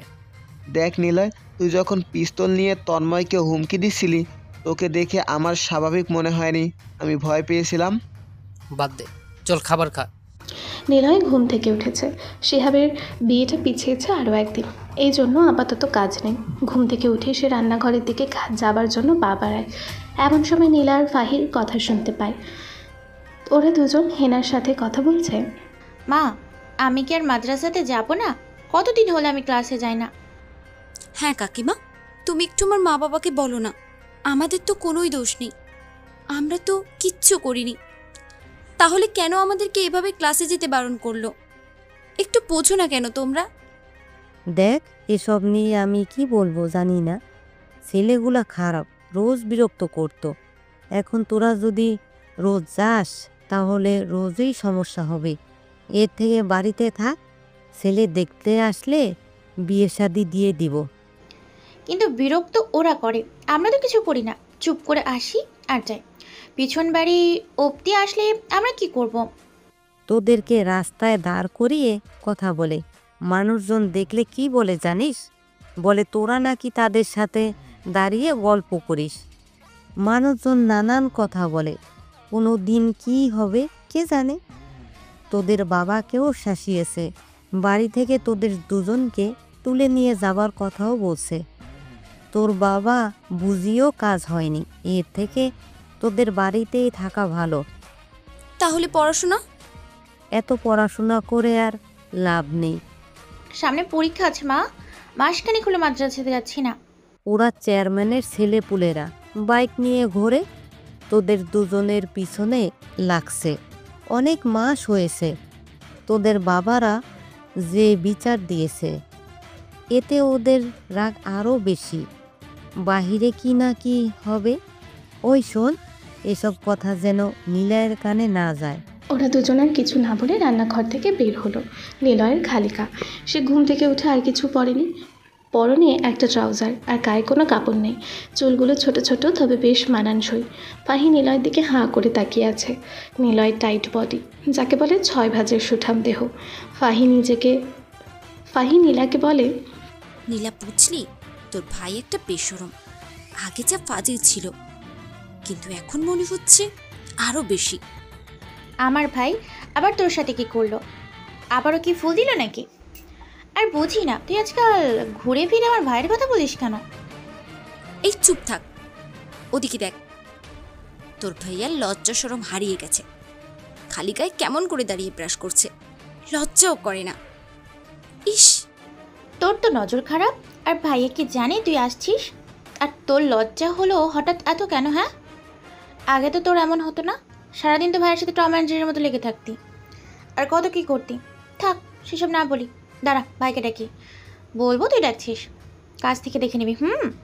নীলার কথা শুনে ফাহি আর সেখানে দাঁড়ায় না, দৌড়ে ভিতরে চলে যায়। নীলা হাসতে থাকে। নিলয় সকালের খাবার খায়। বাড়ি থেকে যখন বের হতে যাবে তখনই নীলা আসে নিলয়ের সামনে। নিলয়কে বলে, ভাইয়া, তুমি সকালে খালি গায়ে বাড়ি আসছিলে কেন? ভাই দেখে সে হা করে তাকিয়েছিল। নীলা শোন। হ্যাঁ বলো ভাইয়া। কালকে থেকে মাদ্রাসাতে যাবি। মাদ্রাসাতে? কিন্তু নীলা মাথা নাড়ায়, তবে মুখে কিছু বলে না। সে কি বলবে বুঝতেও পারে না, তবে ভয় যে পাচ্ছে সেটা নীলার চেহারাতে স্পষ্ট দেখা যাচ্ছে। নীলা বাড়ির ভিতরে আসলো। নিলয় বাইক নিয়ে বাইরে আসে, শিহাবকে কল দেয়। শিহাব বাড়ির ভেতর থেকে বেরিয়ে দেখে নিলয় দাঁড়িয়ে আছে। নিলয়ের বাইকের পেছনে ওঠে সে। শিহাব বলে, এত সকাল সকাল কোথায় যাবি রে? চেয়ারম্যানের ছেলেকে চিনিস? হ্যাঁ চিনি, তুর্জয় নাম ওর। কেন, কি হয়েছে? হঠাৎ চেয়ারম্যানের ছেলেকে খুঁজছিস? তাকে কোথায় পাওয়া যেতে পারে? কয়টা বাজে? 9টা? তাহলে মনে হয় 3 রাস্তার মোড়ের দিকে পাওয়া যাবে। ওর বাবার পার্টি অফিসের সামনে থাকে। ওখানে তো স্কুল কলেজ মাদ্রাসা আছে, সেখানেই থাকে বন্ধুদের নিয়ে সব সময়। কিন্তু কি হয়েছে? তোর কাহিনী আমার ভয় লাগে ভাই। আগেই ভালো ছিলি, যা করতাম সেটা বাড়িতেই সীমাবদ্ধ থাকতো, কিন্তু এখন তুই যেন রীতিমতো একটা অ্যাটম বোম। চুপ থাক, চলো ওইদিকে। নিলয় আর শিহাব চেয়ারম্যানের ছেলেকে খুঁজতে বেরিয়ে পড়ে। অপরদিকে কি ব্যাপার অফিসার, তোমাকে তো দেখি দিন দিন খুঁজেই পাওয়া যাচ্ছে না, তোমার হলোটা কি? চেয়ারম্যান হারুন তন্ময়কে প্রশ্নটি করল।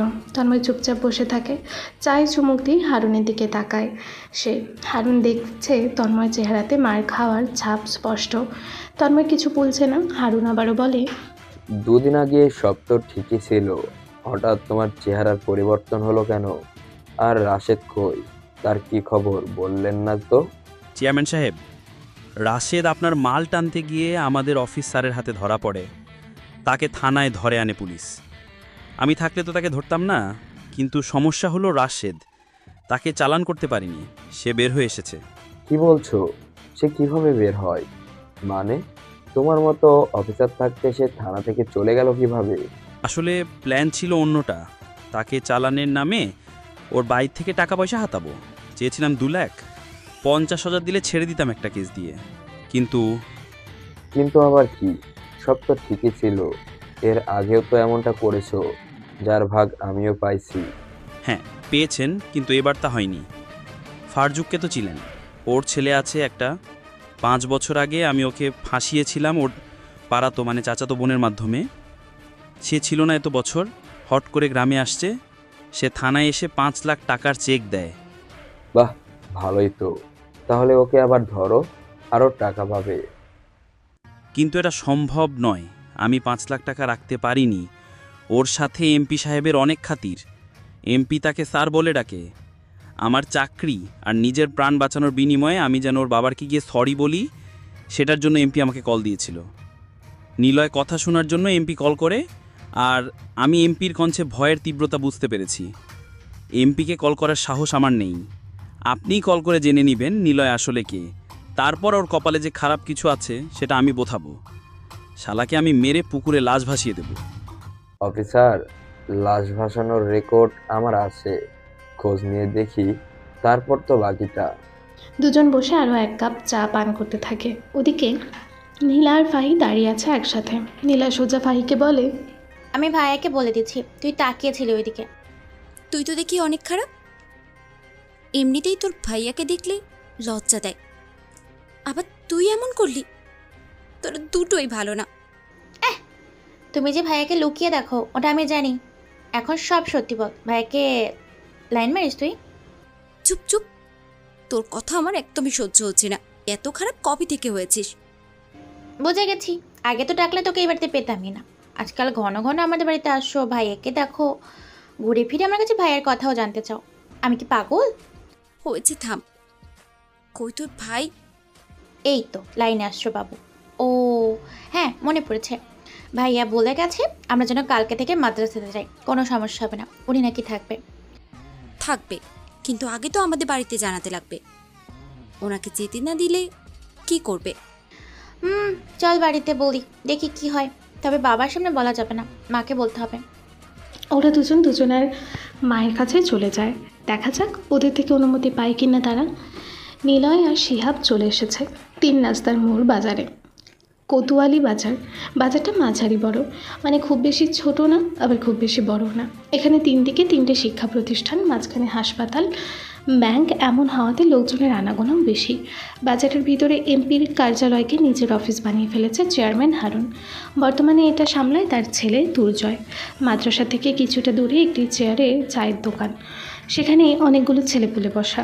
হাই স্কুলের সামনেও একই অবস্থা, কলেজের সামনে চিত্র যেন একই রকম। নিলয় বেশ কিছু সময় দাঁড়িয়ে থেকে লক্ষ্য করে সব ছেলেগুলো দুর্জয়ের সাথে কানেক্টেড। নিলয়, বাজারে আসলি যে? দরকার। তুই যেন কাকে খুঁজছিলি? ও, চেয়ারম্যানের ছেলে দুর্জয় কেনা? ওই যে দেখ, মাদ্রাসার সামনে যে দোকানটা দেখছিস, চা আর সিগারেট হাতে, মাথায় ক্যাপ পরা একটা ছেলে বসা, ওটাই হারুনের ছেলে দুর্জয়। সামনে দেখ, ওর 6 লাখ টাকার বাইক রাখা, বেটা ওই বাইকে করে মেয়েদের পিছু নেয়। আমিও দেখছি নীলা আর ফাহির পিছনে সবচাইতে বেশি ঘুরছে। কতবার যে তোদের বাড়িতে গিয়ে হুমকি দিয়ে আসছে, ওর পাশে যে ছেলেটা আছে ওর নাম শাকিল। শাকিল পছন্দ করে ফাহিকে আর তুজয় পছন্দ করে তোর বোনকে। মানে এটা মোটামুটি ছেলেপুলেরা সবাই জানে। এবার চল বাড়ির দিকে ফিরি, বিয়ের বিষয় নিয়ে আলোচনা আছে। বাড়িতে যখন যাব তখনই যাবি, চুপচাপ বসে থাক, এত বেশি কথা বলিস কেন? তুই না তুর্যকে দেখতে চেয়েছিলি, দেখালাম, চল এবার। বাইকটা লক করে আয় আমার সাথে। নিলয় কথাটা বলে চলে যায় বাজারের ভিতরে। সে এসে সোজা দুর্জয়দের সামনে আসলো। ওরা সবাই বসে আছে সেখানে। নতুন একটা ছেলেকে দেখতে পায় তারা। মুখে কোনো দাড়ি নেই, চুলগুলো ছোট ছোট করে সহজভাবে কাটা। টি শার্টের হাতা থেকে বাহু বেশ ভালোভাবে বোঝা যাচ্ছে। বেশ সুঠাম দেহ নিলয়ের। দুর্জয়দের বয়সে অল্প, নিলয়দের থেকে 1-1.5 বছর বড় হবে। নিলয় গিয়ে প্রথমে সালাম দেয়। ওরা কিছু সময় অবাক হয়ে পরক্ষণে ওরা সালামের উত্তর দিল। দুর্জয় ভাই আপনি? হ্যাঁ, কিন্তু তোমাদের তো ঠিক চিনলাম না। আমাকে চিনবেন না? আমি বাড়িতে থাকি না, আসলে এখানে এসেছি আপনার সাথে কথা বলার জন্য। হ্যাঁ, আমি হলাম নীলার আপন বড় ভাই, ভাইয়ের চাচাতো ভাই।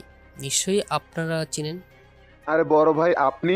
আপনার কথা কখনো শুনিনি, আগে বলবেন তো আপনি নীলার ভাই। কি হয়েছে নীলার? তাকে তো দেখছি না, আজকাল মাদ্রাসাতেও আসছে না।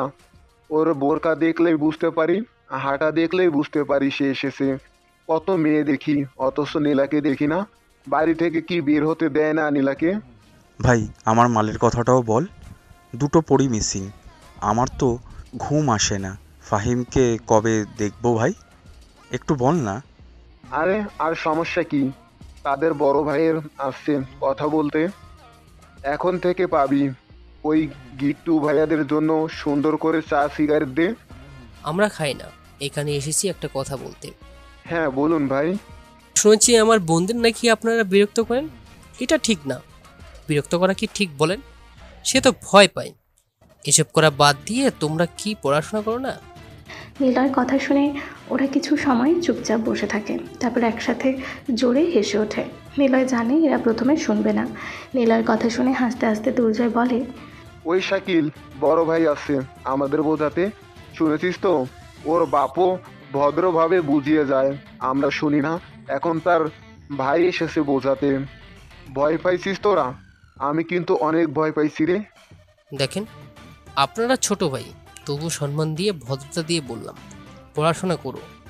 যে মেয়ে ভালোবাসবে না তার পিছে ঘুরে কোনো লাভ নেই। যদি থাকে ভাগ্যে আপনা আপনি আসিবে। তার পিছু ঘুরে তার সাথে কথা বলে তাকে প্রপোজ করে যখন পেলেই না, তখন নিশ্চয়ই তার পিছু ছাড়া উচিত, তাই না? কেন শুধু শুধু বিরক্ত করবা? বাড়ি অবধি যাবা, তুলে আনার হুমকি দিবা, তাদের পরিবারকে অপমান করবা, এইগুলো তো ঠিক না, তাই না? আমার বোন, তাই আমি এসেছি বোঝাতে। তোমার বোন থাকলে তুমি হয়তো এসে মারতে। সবাই কিন্তু বোঝাবে না, তাই তোমার উচিত এসব নিয়ে আর পড়ে না থেকে নিজের কেরিয়ার দিকে ফোকাস করো। মেয়ে মানুষ সার্টিফিকেট দেখে তোমার 6 প্যাকওয়ালা বডি দেখে কাছে আসবে না। তুমি যদি আয় করার মতো কিছু না করো, তোমার পরিচিত দেওয়ার মতো কিছু না থাকে, তোমার যদি সংসার চালানোর অর্থ না থাকে, তবে মেয়ে মানুষের ভালোবাসাও পাবা না। আশা করি বুঝতে পেরেছো। আর কখনো বিরক্ত করবে না, আর কখনো বিরক্ত করবে না ওদের। ভালো থেকো। হ্যাঁ। নীলয় কথাগুলো বলে সেখান থেকে চলে আসার জন্য ঘুরে। ঠিক তখনই পেছন থেকে দুর্জয় বলে, ওই দাঁড়া, তোর জ্ঞান দেওয়া শেষ। শিহাব অবাক হয়। দুর্জয়দের থেকে 4-5 বছরের বড় ছেলেদেরকে সে তুই করে বলছে। দুর্জয় তো চরম বেয়াদব। নিলয় ঘুরে তাকালো। দুর্জয় নিলয়ের গেঞ্জির কলার কাছে কলার টেনে ধরে। নিলয় মুচকি হাসলো। দুর্জয় একটা ঝাঁকি দিয়ে বলে, শালা বাবু, তোর জ্ঞান দেওয়া শেষ। শোনো, ছোট থেকে এমন হাজারটা জ্ঞান আমি শুনে আসছি, এবার অন্তত মাফ কর। আর টাকা আমার আছে, আমি তাতেই চলি। আমার বাবার যা আছে তাতে কারো সাধ্য নেই এসে কথা বলবে। শোন, তোর বোনকে তো বিরক্ত করতাম, ভাবতাম বিয়ে করব, কিন্তু এখন তোর বোনকে আমি তুলে নিয়ে যাব। মাসখানিক পর তোর বোনকে বাড়িতে রেখে আসবো। এরপর তোর বোনের পেটে হবে আমার বাচ্চা কাচ্চা, তুই হবি মামা। কেমন লাগলো? তোর বোন সুন্দরী অনেক। প্রথমে প্রপোজ করছিলাম, মাগি না করে দেয়। সুন্দর করে বলে সে এসবে জড়াতে চায় না, সে তার বাবার কথা মতো চলে। পরিবারের মতেই সে বিয়ে করবে, কোনো সম্পর্কে জড়াবে না। জিদ চাপলো আমার, পিছনে ঘোরা শুরু করলাম। মেয়ে আমার দিকে ফিরেও তাকায় না। তোর বোনকে আমার লাগবেই, আমাকে বোঝাতে আসিস না। শুনবো না, যা তোর বোনকে গিয়ে সামলে রাখ, দেখি তোর বোনের বিয়ে কিভাবে দিস। তুর্যের কথাগুলো বলে নিলয়ের গেঞ্জি ছেড়ে দেয়। শিহাব নিলয়ের হাত ধরে কানের কাছে মুখ এনে বলে, নিলয় ফিরে চল, এরা কিন্তু পোলাপান ভালোরা, আর এরিয়া ওদের কি করবে বুঝতে পারছিস না? চল ভাই। নিলয় চুপচাপ সেখান থেকে চলে আসে, বাইকের কাছে আসলো। পেছন থেকে ওরা হাসতে থাকে, সেটা শুনতে পায় নিলয়। শিহাব বলে, কি ভাবছিস? ভাবছি এটা বাজার, এখানে কিছু হলে বাবা জানতে পারবে। মানুষটা আমাকে সবসময় ভুলে বুঝে গেল।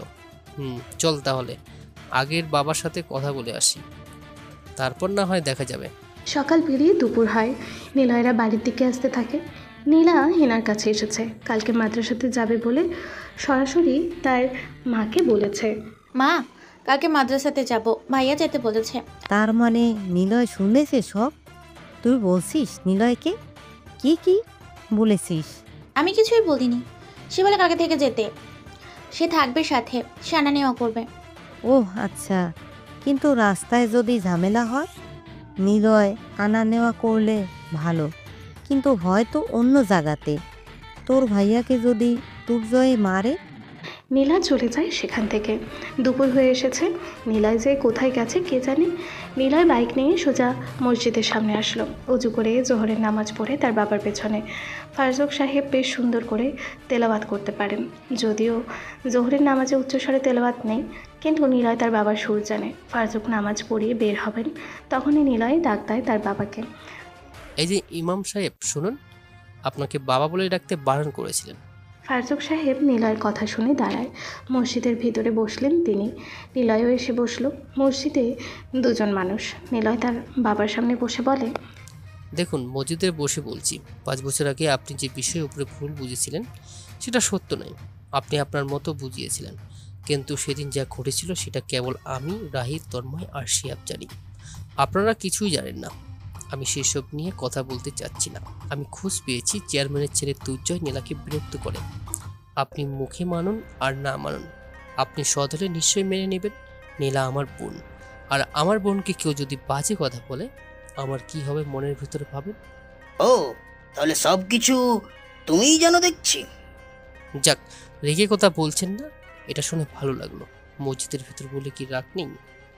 কি বলতে এসেছো বলো। বলছি, তুর্জয়কে নিয়ে আপনার কানে যা আসুক আপনি সেটা চুপচাপ শুনবেন, বাকিটা আমি দেখব। ও হ্যাঁ, নীলা আর ফাইকে আমি মাদ্রাসা থেকে আনবো আর নিয়ে যাব। নিলয় কথাগুলো বলে বাইরে চলে আসে। ফারজুক নিলয়ের দিকে তাকিয়ে থাকে এক দৃষ্টিতে। 5 বছর পর কথা হচ্ছে বাপ ব্যাটার ভেতরে। তারপর ফারজুক সাহেব নিলয়কে ডাক দেয়। নিলয় থামে। তিনি মসজিদ থেকে বেরিয়ে আসলেন। নিলয়ের সামনে এসে ফারজুক বলে, তুর্জয় অনেক বেয়াদব, ওর বাবার পাওয়ার আছে, সে এসব নিয়ে বাড়াবাড়ি করে। আমি অনেকবার বুঝিয়েছি, মেম্বার দিয়ে বলিয়েছি, কোনো কাজ হয়নি। সে চরম বেয়াদব একটা ছেলে। তুমি ইয়াং, তোমার সাথে ওরা আরো বেশি বেয়াদবি করবে। ঝামেলা হবে অনেক, তোমাকে ওরা মারবে। সেটা সময় দেখা যাবে। আপনি শুধু নিজের জায়গাটা দেখুন, আর যা কিছু হোক আগে আমার থেকে শুনবেন। নিলয় কথাগুলো বলে আর দাঁড়ায় না, মসজিদ থেকে সোজা বাড়িতে চলে আসে। হেনার সাথে কথা বলে। হেনা জানায় যেন সাবধানে চলাফেরা করে। নিলয় ওদের কথা শুনে কেবল হাসে। ফারজুকের কথা আর হেনার কথা একই রকম, কিন্তু ওরা জানে না আসলে মারটা কে খেতে পারে। পরের দিন ফাহি নিলয়দের বাড়িতে আসলো। নীলা রেডি আছে, ফাহি রেডি হয়ে বারান্দায় বসে আছে। হেনা এসে অনেক কিছু জ্ঞান দান করে গিয়েছে। ফাহি বসে আছে। হঠাৎ নিলয় আসে সেখানে। নিলয় এসে ফাহিকে বলে, কি ব্যাপার, আজকে তো বেশ সেজেছ। হ্যাঁ, সেজেছি নাকি? মুখ দেখেনি এখনো। বুঝি। কি বোঝেন? ওই যে শাকিল ছেলেটা আছে তোমার, তাই না? শাকিল কি অনেক ভালোবাসে? এই জন্য বলি, অন্য কোনো ছেলে কেন তোমার আশেপাশে আসে না? আমাকেও পাত্তা দাও না কেন বুঝি? সবাই বফরের বারণ, তাই না? এই থামেন আপনি। আর আর কি বলেন? হ্যাঁ, শাকিল একটা বেয়াদব ছেলে, আর ওর থেকে রাস্তার কুকুরও অনেক ভালো। সামনে দিয়ে গেলে জোরে জোরে কথা বলে, বোরখা ছাড়া।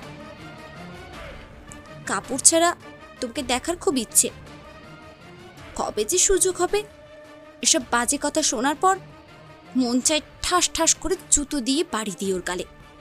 হারামিগুলো 6 মাস ধরে আমাকে জ্বালাচ্ছে। উফ উফ, কি দোষে যে মাদ্রাসায় ওদের অফিসের পিছনে করলো। আচ্ছা সমস্যা নেই, আমি নিয়েই যাবো, তো আমার সাথে গেলে ভয় নেই। এই জন্যই বাবা রাজি হয়েছে, কেউ আনার জন্য ছিল না বলেই যেতে দেয়নি। ও, তা আমি তোমাকে নিয়ে যাব, আনবো, আমাকে কি দিবা? কিছুই দেবে না। আমি কি বলেছি নাকি এসব? তবুও নিজ দায়িত্ব কিছু দিতে হয়। আচ্ছা যান, চকলেট দিব আপনাকে। চকলেট লাগবে না, আমাদের চকলেট বেশি খাওয়া নিষেধ। আমাদের মানে আমাদের ক্যাম্পে এসব চলে না। ক্যাম্প? আরে আমাদের অফিসে কাজের যা চাপ, তাতে এসব চকলেট কখন খাবো? কাজের জন্য বস নিষেধ করেছে। অন্য কিছু লাগবে? অন্য কিছু কি? নিলয় ফাহির কাছে সরে আসে, কানের কাছে মুখ এনে বলে, ফুল দেওয়ার পর যেটা দিয়েছিল সেটা হলে না করব না। নিলয় কথাটা বলে হিনার কাছে চলে আসে। ফাহি হাঁ করে নিলয় চলে যাওয়ার দিকে তাকিয়ে থাকে। ফাহি মনে মনে বলে, ব্যাটা পশ্চাৎ, খালি সুযোগে থাকে। যে আমারে টিস করেছে, বাইরের মানুষদের কি বলবো? তবে ফাহি কিছু বলল না, কারণ ফাহি নিলয়কে পছন্দ করে। এর জন্য নিলয়ের সব কিছু ওর ভালো লাগে। নিলয় হেনার কাছে যায়। হেনা নিলয়কে দেখে বলে, আচ্ছা, কালকে মাঝরাতে বাহিরে কি করছিলি তুই? ও, তুমি জেগেছিলে? আসলে ঘুম আসছিল না, তাই বাড়ির সামনে পায়চারি করছিলাম। পায়চারি করছিলি নাকি ফোনে কথা বলছিলি? কাকে যেন বলছিস? এখনো কেন আসনি? কতক্ষণ লাগবে? জলদি নিয়ে এসো। নিলয় ভ্রুকুচকে তাকায় হেনার দিকে। তার মা গেটের কাছে দাঁড়িয়ে রাতে নিলয়ের কথা শুনছিল। পরে তিনি ভেতরে যায়। নিলয় কি বলবে বুঝতে পারে না। যেটার ভয়ে নিলয় বাড়ির কথা না বলে বাইরে গিয়ে কথা বলেছিল, সেটাতেই নিলয় এখন ধরা পড়ে গেছে। কালকে নিলয় অর্ককে ফোন করে। অর্ক নিলয়ের সবচাইতে কাছের একজন। অর্ককে যা বলার হয় অর্ক সেটাই করে।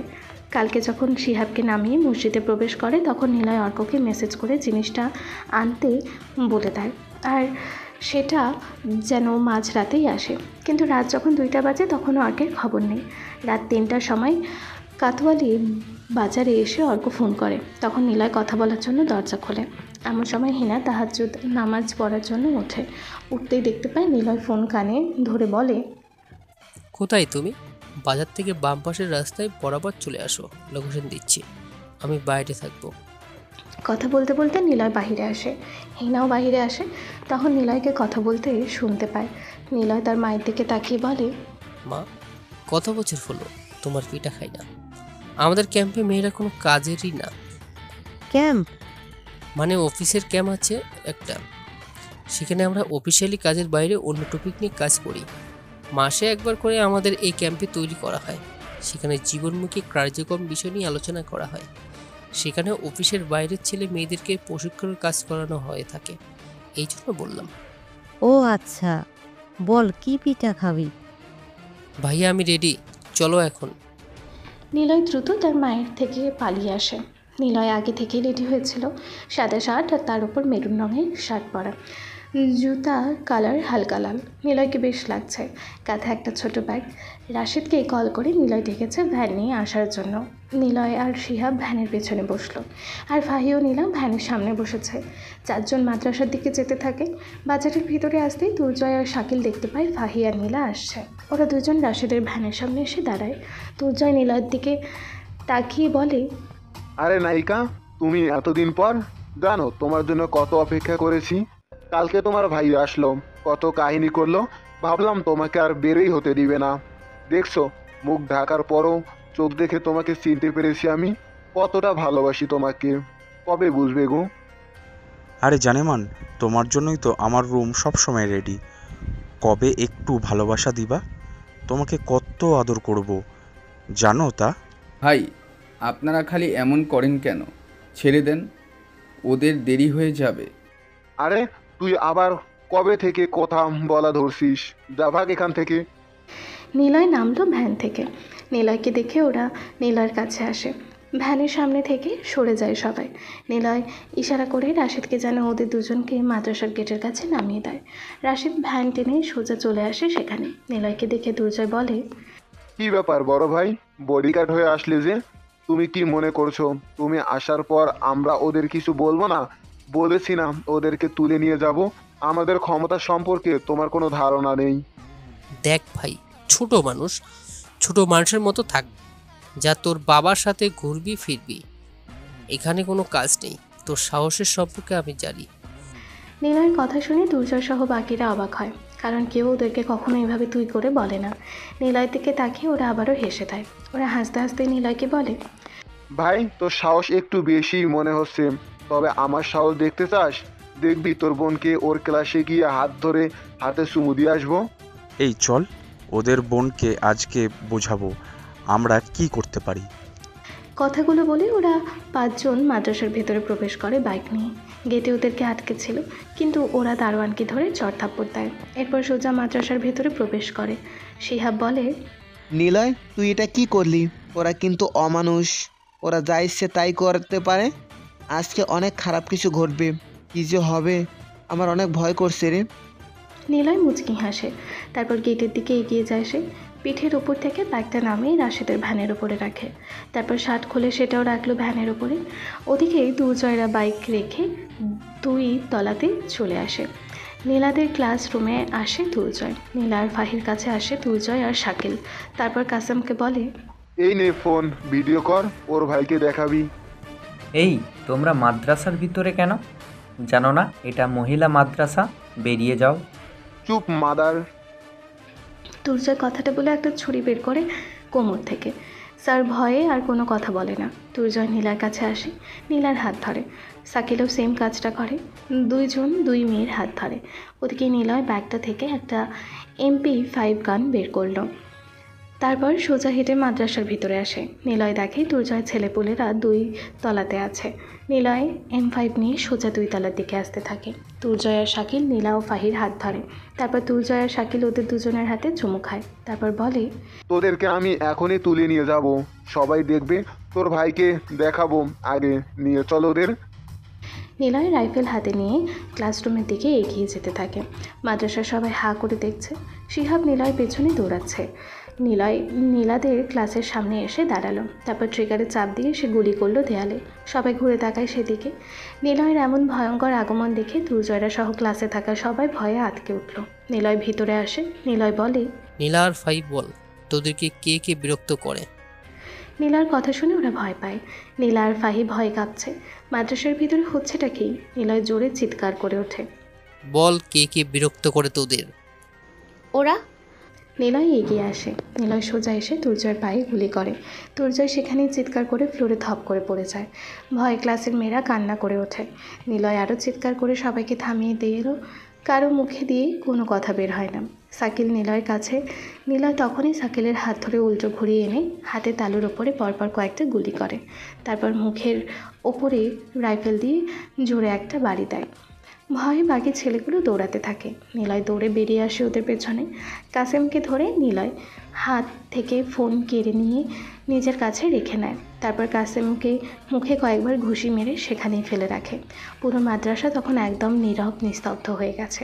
সবাই যেন বিরাট একটা আতঙ্কে আছে। শিহাব বোবা হয়ে গেছে। সে শুধু নীলার হিংস্রতা দেখছে। শিহাব নীলা আর ফাহিকে ক্লাস থেকে বাইরে বের করে আনে। দুর্জয়ের বাকি 2 জন বন্ধু পালিয়ে যায় সেখান থেকে। নিলয় আবারও আসে নীলাদের ক্লাসরুমে। শিহাব নীলা আর ফাহিকে নিয়ে দরজার সামনেই দাঁড়িয়ে থাকে। নিলয় রুমের ভিতরে এসে দুর্জয়ের জামা ধরে টেনে আনে বাহিরে।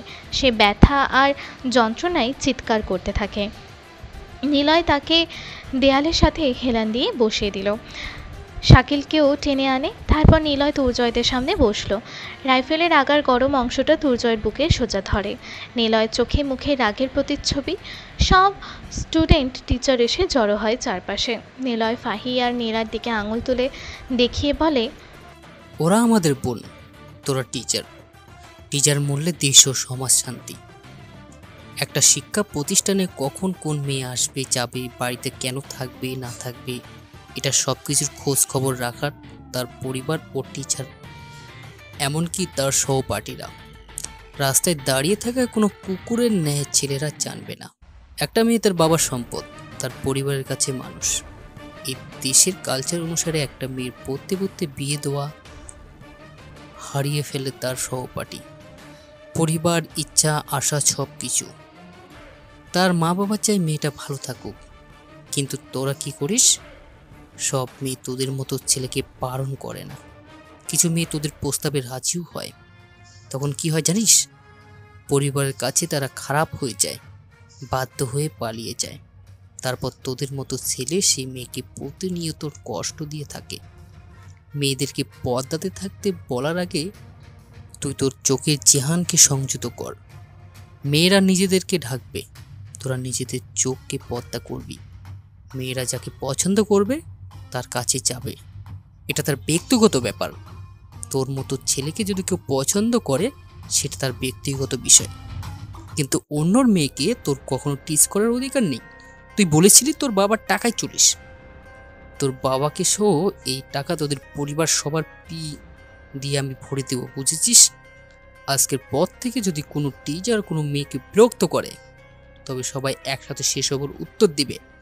মাদ্রাসার 500 গজ, গার্লস স্কুলের 500 গজ, এর ভিতরে কোনো টঙের দোকান থাকবে না, কোনো ছেলে পেলে ঘুরঘুর করবে না। ভিতরে আসতে হলে পরিবারের সদস্য হিসাবে আসতে হবে। ক্লাস চলাকালীন কেউ বাইরে যেতে পারবে না। যা, তোদেরকে মারলাম না, তোর বাপকে গিয়ে বলিস নিলয় মারছে তোদেরকে। নিলয় কথাগুলো বলে উঠে দাঁড়ায়। ঠিক তখনই হেড টিচার হাতে তালি দেয়।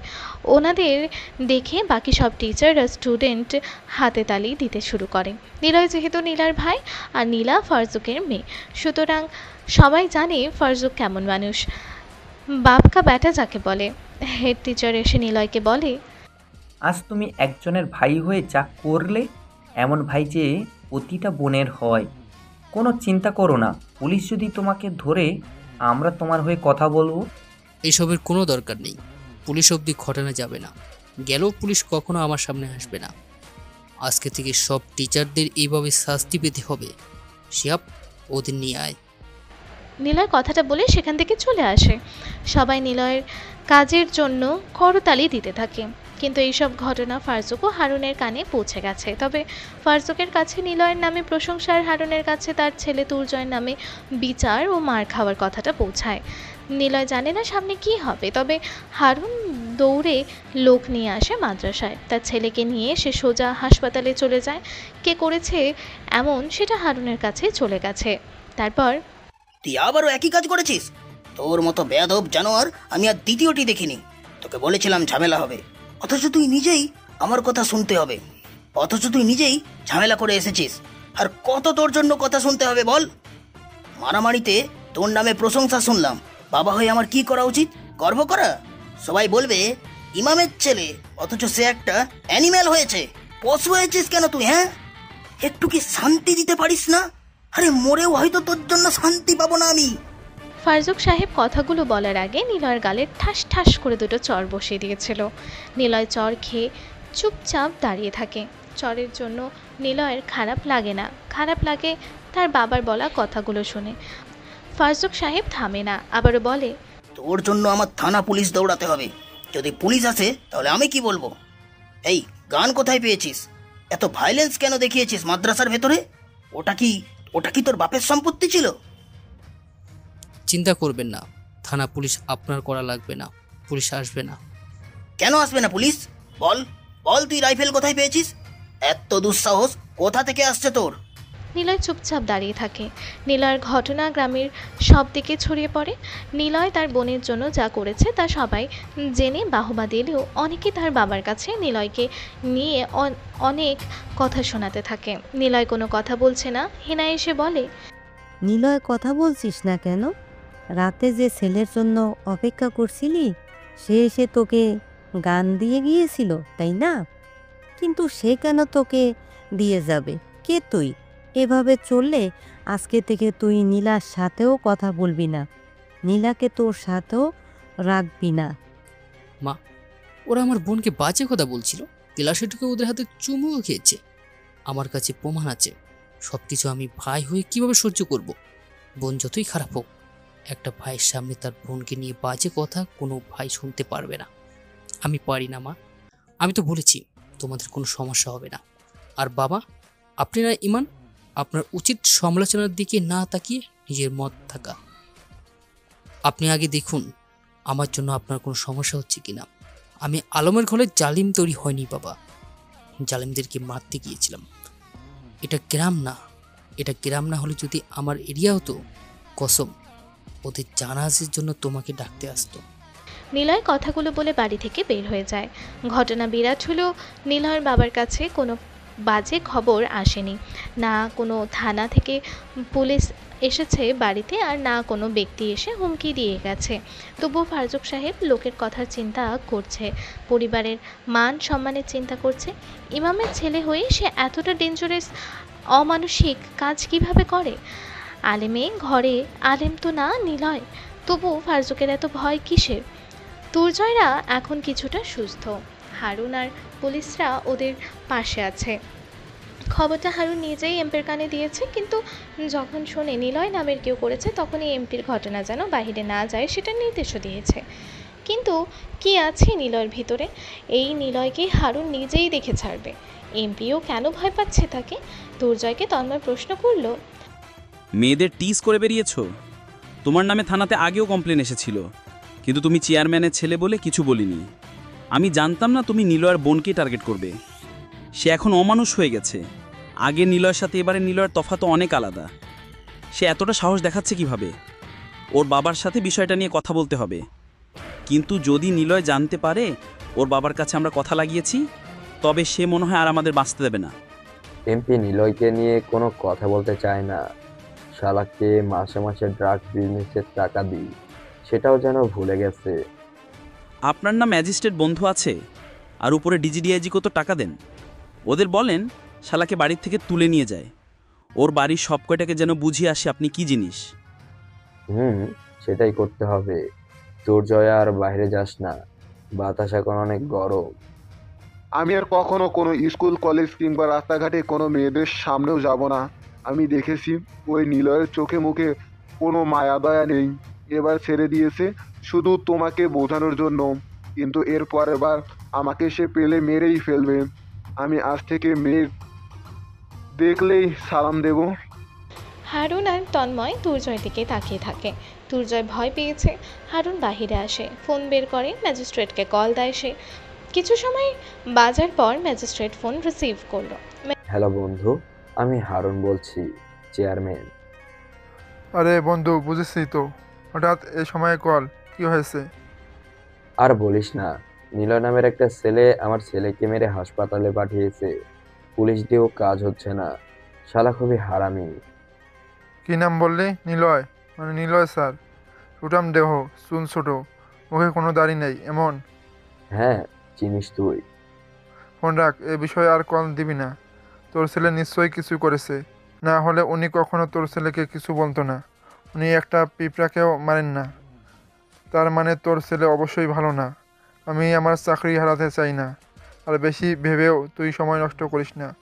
তোর ছেলে বেঁচে থাকলে আপাতত কাহিনীটা এখানেই শেষ কর। তোর ছেলে আর চেয়ারম্যান এসব নিয়েই থাক এখন। ভিতরে যাস না, ফোন দিবি না আর এসব কোনো বিষয় নিয়ে। বেঁচে থাকলে আমার কথা হবে। ম্যাজিস্ট্রেটের কথা শুনেই হারুন হাঁ হয়ে যায়। মুখের ওপর ঠাস করে ফোনটা কেটে দিয়েছে সে। হারুন অবাক হয়, নিলয় আসলে কে? সরকারি সব লোক নিলয়কে খুব ভালো করে জানে। সে কি এমন করছে যার জন্য তাকে সবাই ভয় পায়? তার এত পাওয়ার কেন? নিশ্চয়ই জেলা ডিআইজি ওরে চেনে না। হারুন ভাবতে ভাবতে শরীফকে কল দেয়। শরীফ রিসিভ করে। হ্যালো স্যার, ভালো আছেন? আরে হারুন, তুমি হঠাৎ ফোন করলে যে? মাল ঠিকঠাক আছে? এসব কিছু ঠিক থাকলে আমিও ঠিক নেই। কেন, তোমার আবার কি হলো? কোনো সমস্যা? হ্যাঁ, অনেক বড় সমস্যাতে পড়েছি। আমার ছেলেকে একজন সাধারণ ইমামের ছেলে এসে অনেক মেরেছে। অস্ত্র নিয়ে মাদ্রাসার ভেতর গিয়ে আমার ছেলেকে মেরে আহত করেছে। কোনো পুলিশ কিছু করতে পারছে না। আপনি একটু ব্যবস্থা করেন স্যার, না হলে আমি যে শেষ। কি এত বড় সাহস? ঠিকানা দাও, আমি সব ব্যবস্থা করছি। তোমাদের থানার ওসিকে পাঠাচ্ছি ওর বাড়ি। না স্যার, বাইরের থানার ওসিকে পাঠান। কেন? আচ্ছা, নাম ঠিকানা দাও, বাকিটা দেখছি। নাম নিলয়, দেখতে বেশ। পরে কথা হবে হারুন, রাখি। ডিআইজি শরীফ সাথে সাথে ফোনটা কেটে দিল। হারুন আরও অবাক হলো। ওর দৌড় এতটুকু অব্দিই ছিল। হারুন ভেবেছিল এমপি ম্যাজিস্ট্রেটই যেন নিলয়কে জানে, বাকি কাজ শরীফকে দিয়ে করিয়ে ফেলতে পারবে, কিন্তু হারুন ভুল। হারুন বুঝে গিয়েছে নিলয় কোনো সাধারণ কেউ না, তার সাথে বন্ধুত্ব করেই চলতে হবে। শরীফ তার নাম শুনেই ফোনটা কেটে দিল। হারুন তার ছেলের এই অবস্থাকে মেনে নিয়েছে। তন্ময় বলে, কোনো কাজ হলো? না, সবাই নিলয়ের নাম শুনতেই ফোন কেটে দিয়েছে। বুঝতে পারছি না নিলয় আসলে কে, সে কি এমন করে যে সবাই তাকে ভয় পেয়ে চলে। তার যে স্বভাব, তাতে করে ওর সামনে কোনো অন্যায় করলে সেটার বিরাট শাস্তি পেতে হবে আমাদের। নিলয়কে এড়িয়ে চলো, তবে খোঁজ নাও। আমি ওর বাড়িতে যাব, নিলয়ের সাথে কথা বলবো, দেখি ওর সাথে বন্ধুত্ব করে কিছু করা যায় কিনা। হারুন আর কিছু বলে না, তন্ময় আরও কিছু বলে না। তন্ময় চেয়ারম্যান এমপির ক্ষমতাতেই চলতো, অথচ তারা সবাই নিলয় নামের একজনের কাছে দুর্বল। বড়রা যদি দুর্বল হয় তাহলে এরা ছোট হয়ে আর কী বা করতে পারবে। নীলা আর ফাহি হেঁটে হেঁটে মাদ্রাসাতে যাচ্ছে। রাস্তার দোকানপাটে কতগুলো ছেলে দাঁড়িয়ে আছে। নীলারা ভয় পায়, কারণ এই অবধি এই রাস্তা দিয়ে যতগুলো মেয়ে আসা যাওয়া করেছে সবাইকে এইসব ছেলেরা নানা ইঙ্গিতে নানা কথাতে টিজ করেছে। মেয়েগুলো সবসময় বেশ অস্বস্তিতে পড়েছে, তবু ওরা দুইজন সাহস করে এগিয়ে যায় সামনের দিকে। ছেলেগুলোর পাশ দিয়ে যখনই যাবে তখনই একটা ছেলে এসে ওদের সামনে দাঁড়িয়ে বলে, সালাম নেবেন আপুরা, আপনারা আমাদের সবার বোন। কোনো সমস্যা হলে আমাদেরকে জানাবেন। এখন থেকে সবাই আপনাদের ভাই, নিজের ভাই মনে করবেন। রাস্তাঘাটে কেউ কোনো কিছু বললে আর যান, আপনারা ভয় পাবেন না। তবে দয়া করে নিলয় ভাইয়াকে জানাবেন না। যান বোনেরা, আপনারা মাদ্রাসায় যান। ছেলেটার কথা শুনে ওরা দুজন অবাক। এতদিন রাস্তাঘাটে দেখলে ছেলেগুলো মাল বলে ডাকতো, আর একদিনের ভিতরেই সবাই বোন ডাকা শুরু করেছে। ফাহি অনেক খুশি। ওরা দূরে এসে বলে, নীলা, আজকে কেমন স্বাধীন মনে হচ্ছে নিজের কাছে। দেখতে হবে না ভাইটা কার? দেখতে হবে না উনিটা কার? ওই উনি মানে কি বলিস? সত্যি করে বলতো। তুই বুঝিসনি এখনো। আমি তোর ভাইকে সেই 5 বছর থেকে পছন্দ করি। হায় রে, ছেলে কাজিন, আর এখন কি তোকে ভাবি ডাকতে হবে? ডাকবি। শুনতে তো ভালোই লাগছে। এই আরেকবার ভাবি বলে ডাকতো। ছং, রাইহাপুর কথা মনে আছে? হ্যাঁ আপু, মনে হয়। বাইরে বেড়াতে এসেছে দ্রুত। নিলয়ের সাথে রাহিয়াপুর ঘটনা তো মনে আছে, কিন্তু আমার তো বিশ্বাসই হয় না। সবকিছুর মূলেই ওই পুলিশ অফিসার।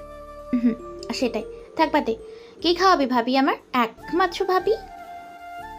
আহা, যতবার ভাবি ডাকবি ততবার তোর জন্য চকলেট। থামো গো ভাবি, আগে বলো, ভাই সব জানে? মনে তো হয় জানো না। তোর ভাইয়া যে ফাজিল, আমাকে বলে কি না রোজ আনা নেওয়া করলে আমি যেন টিপস হিসেবে তাকে চুমু দিই। পেটা বজ্জা। ও মা গো, কি প্রেম! তা কি দাও চুমু? দেরি করো কেন? যা বেটি, চুপ থাক, চল ক্লাসে, দেরি হয়ে যাচ্ছে। ফাহি আর নীলা হাসতে হাসতে ক্লাসের দিকে চলে যায়। রাস্তাঘাটে ছেলেরা দেখলেই ওদের দুজনকে এসে বোন আপু ডাকা শুরু করেছে। ওরা যেন জাতির বোন হয়ে গেছে। কোনো ছেলে ওদের দেখলেই মাথা নিচু করে নিচ্ছে। জিনিসটা ওরা দুজন বেশ এনজয় করছে। মাদ্রাসায় পৌঁছাতেই মেয়েরা এসে নীলাকে ধরে, নিলয়ের বিষয়ে শুনতে চায়, নিলয়ের কথা জানতে চায় নীলয়ের থেকে। ফাহি এইসব দেখে বড্ড জেলাস হয়। সবগুলো মেয়েকে সে ভাগিয়ে দিয়েছে।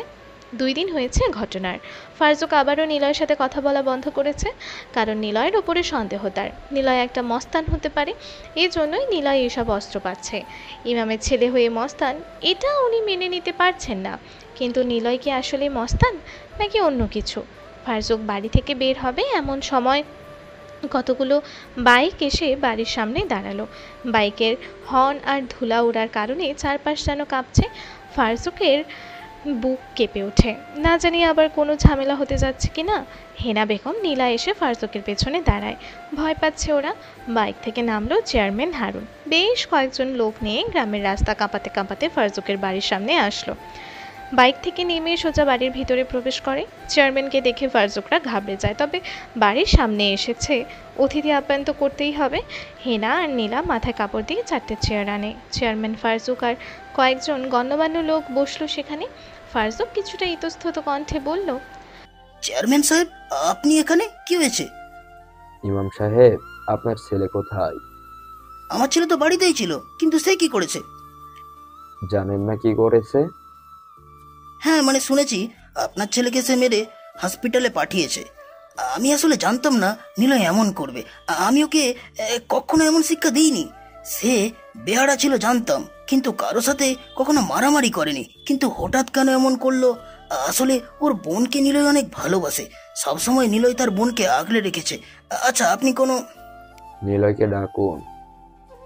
নিলয়। নিলয় রুম থেকে বাহিরে আসলো। চেয়ারম্যান আর তার লোকেদের দেখে নিলয় এগিয়ে আসে। ফারজুকের সামনে এসে দাঁড়ায় নিলয়। হারুন প্রথমবার নিলয়কে দেখছে। নিলয়কে দেখেই হারুন বলে, আপনাকে অনেক ধন্যবাদ। ছেলেকে আমি ঠিকঠাকভাবে শিক্ষা দিতে পারিনি। সে যে মেয়েদের সাথে এমন বাজে কাজ করত আমি কখনো জানতাম না। আমার পার্টি অফিস এমপি সাহেব বাজার থেকে সরাতে বলেছে। আমার ছেলেকে মারছো, ভালো করছো। এখন সে বুঝতে পেরেছে সে যা করতো তা ভুল। ফারজুক সাহেব, আপনার ছেলে যেন প্রতিটা ঘরে হয়, তাহলে কেউ কখনো কোনো মেয়েকে বিরক্ত করবে না। আপনার গর্ব করা উচিত। আপনি কি এসবের জন্য এখানে এসেছেন? হ্যাঁ, নিলয় আর আপনার সাথে কথা বলতে এসেছিলাম, আর নিলয়কে নিয়ে যেতে এসেছি। মানে, যদি সে আমার সাথে গিয়ে চা নাস্তা করতো বেশ খুশি হতাম। নিলয়, চলো না এক কাপ চা খাবো আপনার সাথে। কিন্তু ওর কাজ আছে। না, কোনো কাজ নেই, চলুন চেয়ারম্যান সাহেব। নিলয় চেয়ারম্যানের সাথে বেরিয়ে যায় বাড়ি থেকে। ফারজুক, হেনা চিন্তায় পড়ে যায়, কারণ ফারজুক ভয় পাচ্ছে চেয়ারম্যান ভালো কথা বলে নিলয়কে তুলে নিয়ে যে আবারও নিলয়কে মেরে ফেলে কিনা। হেনার হাত পা কাঁপছে। ফারজুককে বলে, তোমার ছেলে আজ মনে হয় শেষ। চেয়ারম্যান ভালো কথা বলে, সে তোমার ছেলেকে নিয়ে গেছে। আমি জানি চেয়ারম্যান তাকে মেরে ফেলবে। কথাগুলো বলতেই হেনা কেঁদে ফেললেন। ফারজুকও ভয় পায়, এমনটা হওয়া স্বাভাবিক। কিন্তু এখন ফারজুকের কোনো কিছুই করার নেই। নিলয় নিজ থেকেই চলে গেছে চেয়ারম্যানের সাথে। অপেক্ষার প্রহর গুনে ওরা সবাই, হয়তো খবর আসবে নিলয় লাশ হয়ে নদীর পানিতে ভাসছে। নিলয় হারুনের বাইকের পেছনে বসলো, মাঝখানে হারুন। ওরা নিলয়কে নিয়ে হারুনের মাছের ঘরে আসলো। জায়গাটা বেশ শুনশান। নিলয়কে নামতে বলে সে, তারপর ওদের লোকেদের চলে যেতে বলে হারুন। লোকেরা চলে যায় দূরে। হারুন পুকুর পাড়ে বসে, নিলয়কেও বসতে বলে। নিলয় বসে। হারুন পকেট থেকে সিগারেট বের করে, নিলয়ের দিকে বাড়ালো। নিলয় মুচকি হেসে না করে দেয়। চেয়ারম্যান সাহেব, আমি সিগারেট খাই না। বাহ, ভালো ছেলে, কিন্তু এটা মাথায় আসে না বয়সটা আমার থেকেও প্রায় অর্ধেক। মানে, আমি তো তোমার থেকে 15 বছরের বড় হব। আমি চেয়ারম্যানে আছি 10 বছর ধরে।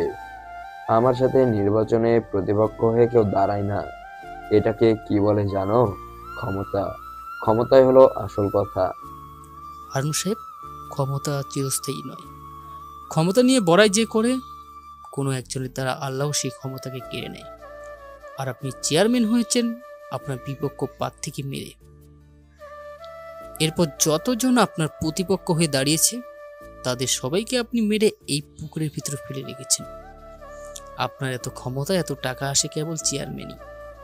আর মাছের বিজনেস নয়, আপনার তো ড্রাগসের বিজনেস আছে, সেখান থেকে তো টাকা আসে আপনার। আপনার এই business partner Tanmoy police officer আছে, সাথে আছে ডিআইজি শরীফও, তাই না হারুন সাহেব? নিলয়ের কথা শুনে হারুন উচ্চস্বরে হাসতে থাকে, কারণ এই প্রথমবার কেউ তার বিষয়ে সব কিছুই জানে। এত গোপন খবর তার বাড়ির মানুষও জানে না। হারুন হাসতে হাসতে বলে, তুমি তো দেখি সবই জানো, তবুও কিছু করনি। যাক, ভালো। আমি কিছু করি না, সব করে আল্লাহ। তিনি সহমত আপনাকে ধ্বংস করে দেবেন। বলতে পারেন সেই ধ্বংস শুরু হয়েছে আপনার ছেলের দ্বারা। আপনার ছেলেকে প্রথম দিন বুঝিয়েছিলাম, সে আপনার পাওয়ার দেখিয়েছিল, আমার ভালো লাগে না কেউ অন্যের পাওয়ার দেখা। আমার অমুক ভাই আছে, তমুক বাবা আছে, অমুক নেতা আছে, এসব কথা শুনতে ভালো লাগে না। আপনার ছেলেকে তবুও ঘটনা দিন বুঝিয়েছি, শুনুনি, শাস্তিটা ওর প্রাপ্য ছিল, সে ওটা পেয়েছে। এখন কেন আমাকে নিয়ে এসেছেন এখানে? তুমি আসলে কে? তোমাকে নিয়ে আমি যেখানেই ফোন করি তোমার নাম শুনলেই ফোন কেটে দেয়, আমাকে নোটিশ দেয় জানো তোমার টপিক নিয়ে আর না ঘাটি। কিন্তু কেন? তুমি কি এমন করো যেটার জন্য সহকারী অফিসাররা ভয় পায়? বাড়িতে সবাই চিন্তা করছে নিলয়ের নাম্বারটাও কারো কাছে নেই। নিলয় যদি মার্ডার হয় তাহলে পুলিশের কাছে গেলেও লাভ হবে না, কারণ তন্ময় অমানুষ। কিভাবে নিলয়কে খুঁজবে? কিভাবে নিলয় কিছু হলে তারা সঠিক বিচার পাবে? কিছুই মাথায় আসছে না। ফাহি নীলা দাঁড়িয়ে আছে। নীলা, তোর ভাই হারুনকে নিয়ে গেছে। চেয়ারম্যান তো খুবই খারাপ, কি যে হবে। আমিও বুঝতে পারছি না কি হবে। ভাই আসার পর কিছু একটা ঝামেলা যেন হয়েই যাচ্ছে। বাবা থানায় গেল, তন্ময় মারল বাবাকে। কিছু সময় পর সেই এসে নিজেই তন্ময় মাপ চেয়ে গেছে। তন্ময়ের চেহারা দেখেছিস? তন্ময়ের গালের চড়ের দাগ ছিল। এরপর আমাদের ঘটনাটা দেয়। ভাইয়া জানলো আমাদের কেউ না কেউ বিরক্ত করে। ভাবছিলাম ভাইয়া হয়তো বুঝিয়ে ঠিক করে দিবে, কিন্তু দেখ, মাদ্রাসার ভেতরে অস্ত্র হাতে দাঁড়িয়ে দুর্জয়কে মারলো। ভাইয়ার চোখে মুখে হিংস্রতার ছাপ ছিল। যদি মাদ্রাসা না হতো হয়তো ওদের মেরেই ফেলতো। কিন্তু উনি যা করছে সেটা তো সঠিক, তাই না? হ্যাঁ, সেটা ঠিক, কিন্তু ভাইয়া যদি কিছু হয়, ভাইয়া যখন বাড়ি ছেড়ে চলে যায় তখন মা কোনো রাত ঘুমায়নি। তিনি প্রতি রাতে ভাইয়ার জন্য কেঁদেছে, বাবাও কেঁদেছে, আমিও কেঁদেছি। তখন বিষয়টা ছিল অন্য রকম, আর এখন অন্য। ভাইয়া ফিরে এসেছে, এখন যদি মরে যায়। বাজে কথা বলিস না তো। নীলয়, নীলা, তাকা ওদিকে।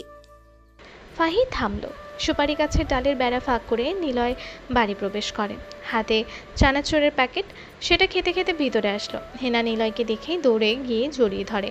ফারজুক সাহেব পায়চারি বাদ দিয়ে ধাপ করে বারান্দার ওপরে বসে পড়ে। নিলয় দৌড়ে আসে তার ভাইয়ার কাছে। হেনা বলে, তুই ঠিক আছিস? হ্যাঁ ঠিক আছে, আমার আবার কি হবে? হারুন তোকে কিছু করেনি? ওমা, তুমি কি চাইছিলে কিছু করুক? হয়েছে, চুপ থাক, ভিতরে আয়। কিরে, তোরা কাঁদছিলি নাকি? হ্যাঁ। ভাইও কেঁদেছে নাকি? ওরে বাপরে, কি ভালোবাসা। সরো ফাজিল। নিলয়কে নিয়ে ভেতরে আসলো ওরা। নিলয় কিছু সময় পর ফাহির কাছে আসে।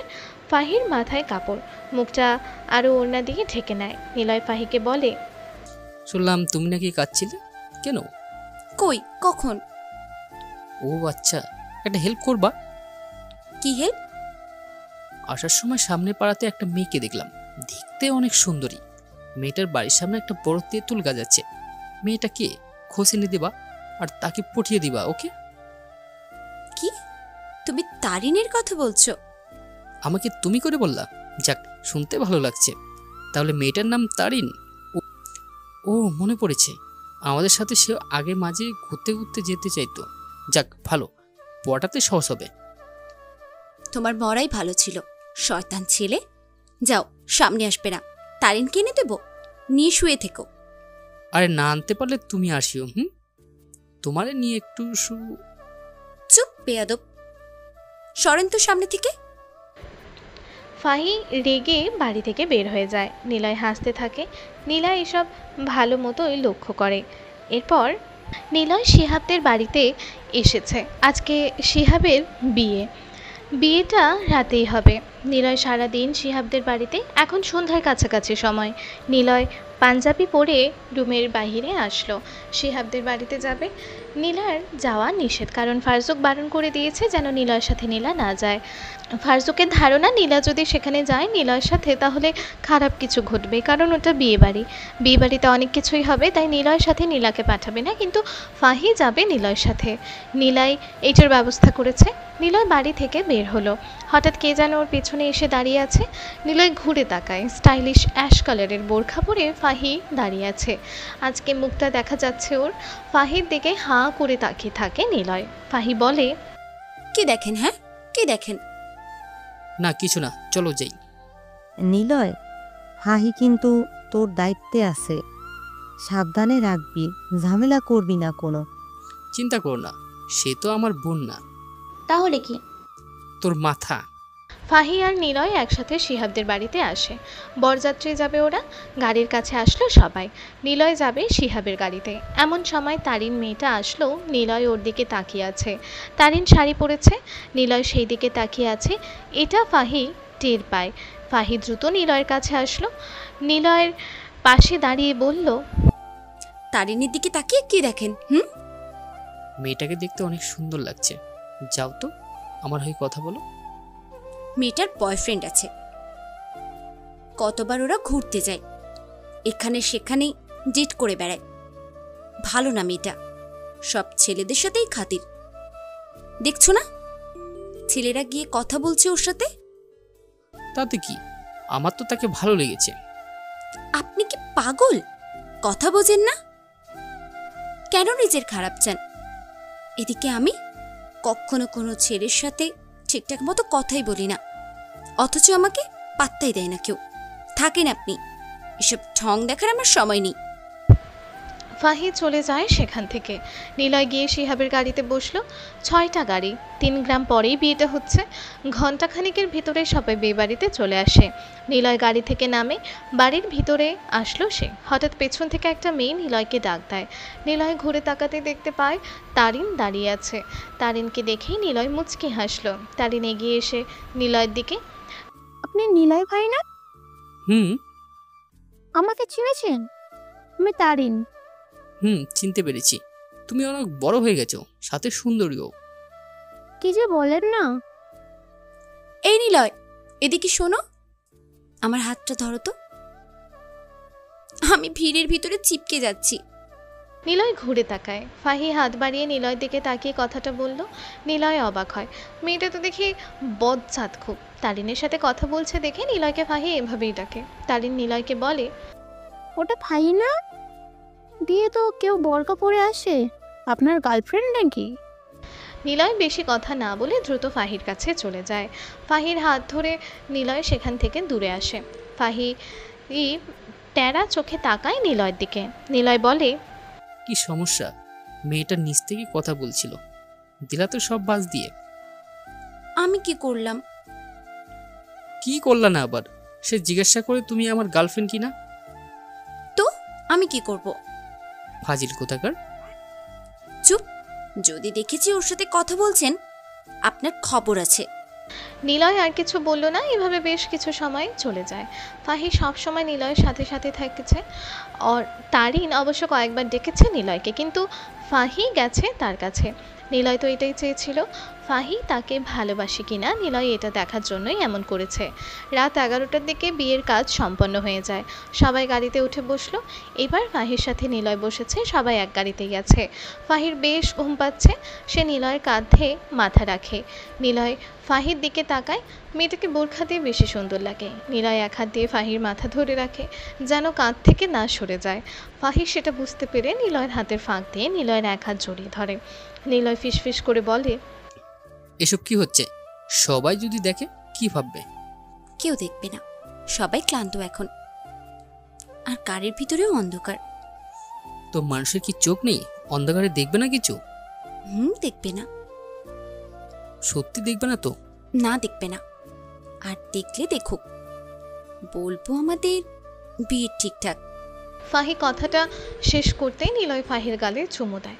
ফাহি অবাক হয়ে নিলয়ের দিকে তাকিয়ে থাকে। সে কেঁপে ওঠে, আরও শক্ত করে নিলয়কে জড়িয়ে ধরে। নিলয় আর ফাহির দিকে তাকায় না।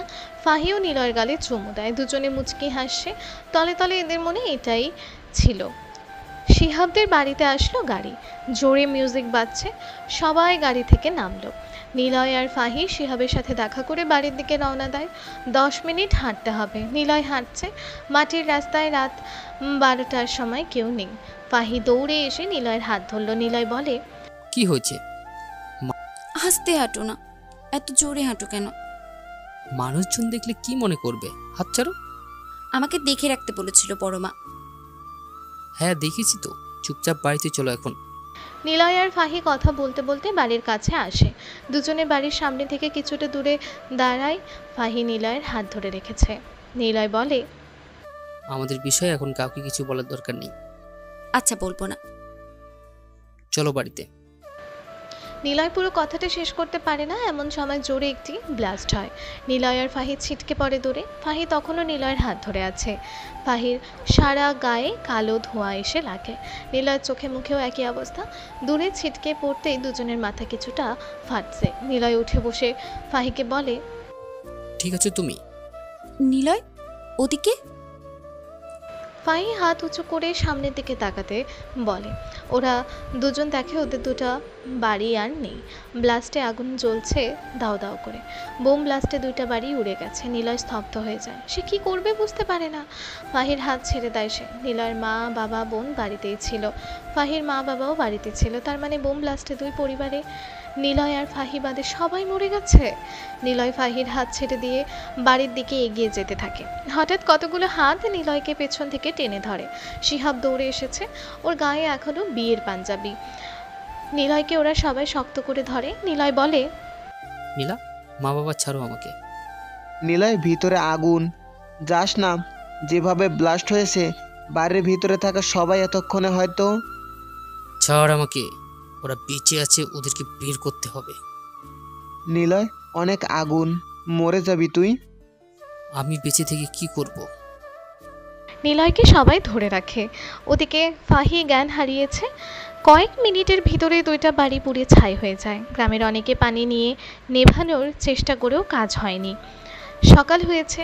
ফাহি নিলয় রাস্তার পাশে বসে আছে, সাথে শিহাব আরও কয়েকজন বসা। গ্রামের মেম্বার হারুনও এসেছে দেখতে। সকাল 7টা বাজে। হঠাৎ গ্রামে কতগুলো গাড়ি প্রবেশ করলো।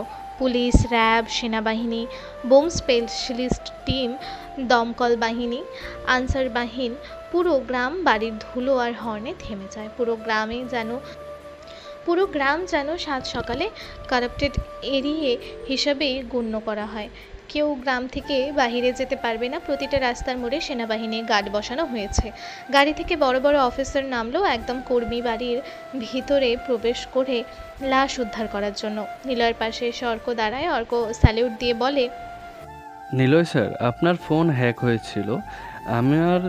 আমি জানতে পেরেছি মাঝরাতে, তখন বোম ব্লাস্টের খবর জেনেছি। শুধু আপনার ফোন নয়, আপনার বাড়িতে থাকা সবার ফোন হ্যাক করে বোমা ব্লাস্ট করা হয়েছে। প্রাথমিক ধারণা সেটাই বলছে। নিলয়কে পুলিশ, র্যাব, সেনাবাহিনী সবাই ঘিরে রেখেছে। সবাই নিলয়কে স্যালিউট করছে। নিলয় কারো দিকেই তাকাচ্ছে না। নিলয় চুপচাপ মাথা নিচু করে বসা। চোখ দিয়ে এখন কোনো পানি বের হচ্ছে না। হঠাৎ করে কে বা কারা তার বাড়িতে বোম ব্লাস্ট করলো? গ্রামের মানুষ নিলয়ের ক্ষমতা দেখে অবাক হয়ে গেছে। সামান্য একজন ছেলে, অথচ গ্রামে তার জন্য এত এত বাহিনী। নিলয় যেন কোনো একজন বড় ব্যক্তি হবে। তারপর 10 জনের একটা টিম দুই বাড়ির ভিতরে প্রবেশ করে। নিলয় এখনও কারোর সাথে কথা বলেনি। সে চুপচাপ মাটিতে বসে আছে। চোখে যেন নিলয়ের পানি নেই, তবে চোখ দুটো টকটকে লাল হয়ে আছে। বেশ কিছু সময় খোঁজার পর নিলয়ের বাড়ি থেকে একজনের লাশ বের করে আনে। আধা পোড়া লাশ। সেটা নীলার লাশ। নিলয় দৌড়ে যায় সেদিকে। নীলার বুক অবধি পুড়েছে। এক পায়ে ওর নূপুর ছিল। পা দেখেই বোঝা যায় এটা নীলার লাশ। নিলয় তার বোনের লাশের দিকে এক দৃষ্টিতে তাকিয়ে থাকে। চোখের পানি যেন নিলয়ের শুকিয়ে গেছে, বেরই হচ্ছে না। আরও কিছু সময় পর ফাহির মা বাবার লাশ একসাথে বের করা হয়। ফাহি আরও যেন পাগল হয়ে যায়। ওদের লাশ দেখে ফাহি আবারও জ্ঞান হারায়। একটু পর হেনার লাশ বের করে আনে দুজন। নিলয় হেনার কাছে যায়। হেনার মুখের দিকে তাকিয়ে থাকে। নিলয় তার মায়ের হাত ধরল। সবাই এসে নিলয়কে সামলাতে থাকে। আরও বেশ কিছু সময় খোঁজ চলল। ফারজুকের লাশ পাওয়া গেছে জায়নামাজের সাথে সাথে কোরআন শরীফও আছে। লাশটা সেইভাবে পড়েনি, তবে মারা গিয়েছেন তিনি। কোরআন শরীফটা একদম অক্ষত অবস্থাতেই আছে। নিলয়ের সামনে তার পরিবারের 3 জনের লাশ আনা হলো। নিলয় লাশগুলোর দিকে তাকিয়ে থাকে। তারপর ওর মা বাবার হাত ধরে হঠাৎ করে জোরে চিৎকার করে ওঠে নিলয়। চিৎকার করতে করতে নিলয় বলে, মা বাবা, তোমরা আমাকে মাফ করে দাও। আমি তোমাদের পাশে থাকতে পারিনি। তোমাদেরকে আমার জন্য মরতে হলো। তোমরা জানতে পারলে তোমাদের ছেলে কি করে? তোমাদের ছেলে বাংলাদেশের সবার উপরের সেনাপ্রধান। তোমার ছেলের কথায় গোটা দেশে সেনাবাহিনী চলে, সব ফোর্স চলে। তোমরা জানতে পারলে না কিছুই। আমি যেদিন বাড়ি থেকে চলে যাই সেদিন ইচ্ছে ছিল বড় কিছু করে তবেই ফিরবো।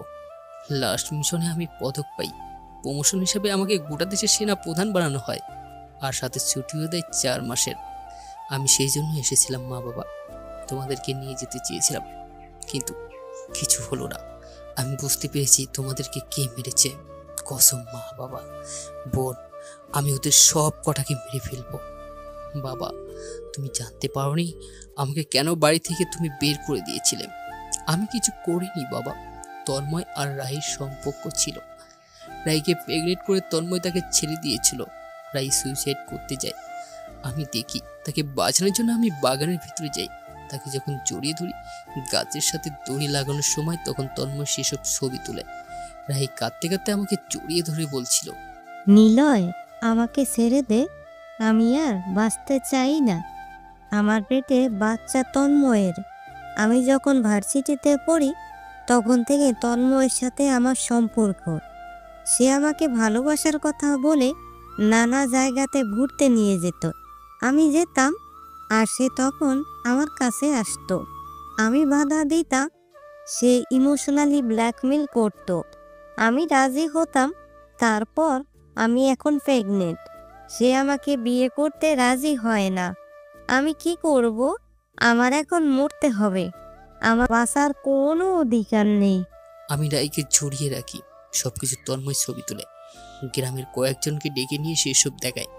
সবাই সেগুলো দেখে ভাবে আমার সাথে রাহির সম্পর্ক। আমার জন্য রাহি এই অবস্থা। রাতে বাগানে আমি আর সে খারাপ কাজ করছিলাম। সবাই যখন আমার নামে এসব বলতে থাকে, তোমরা সবাই সেগুলো বিশ্বাস করলে। রাহি এতবার বলেছিল নিলয় নির্দোষ, কিন্তু তন্ময় সবকিছু এমনভাবে দেখিয়েছিল, ছড়িয়েছিল যেন তন্ময় সব জানে, আর তোমরা সবাই সেসব বিশ্বাস করে নিয়েছিলে।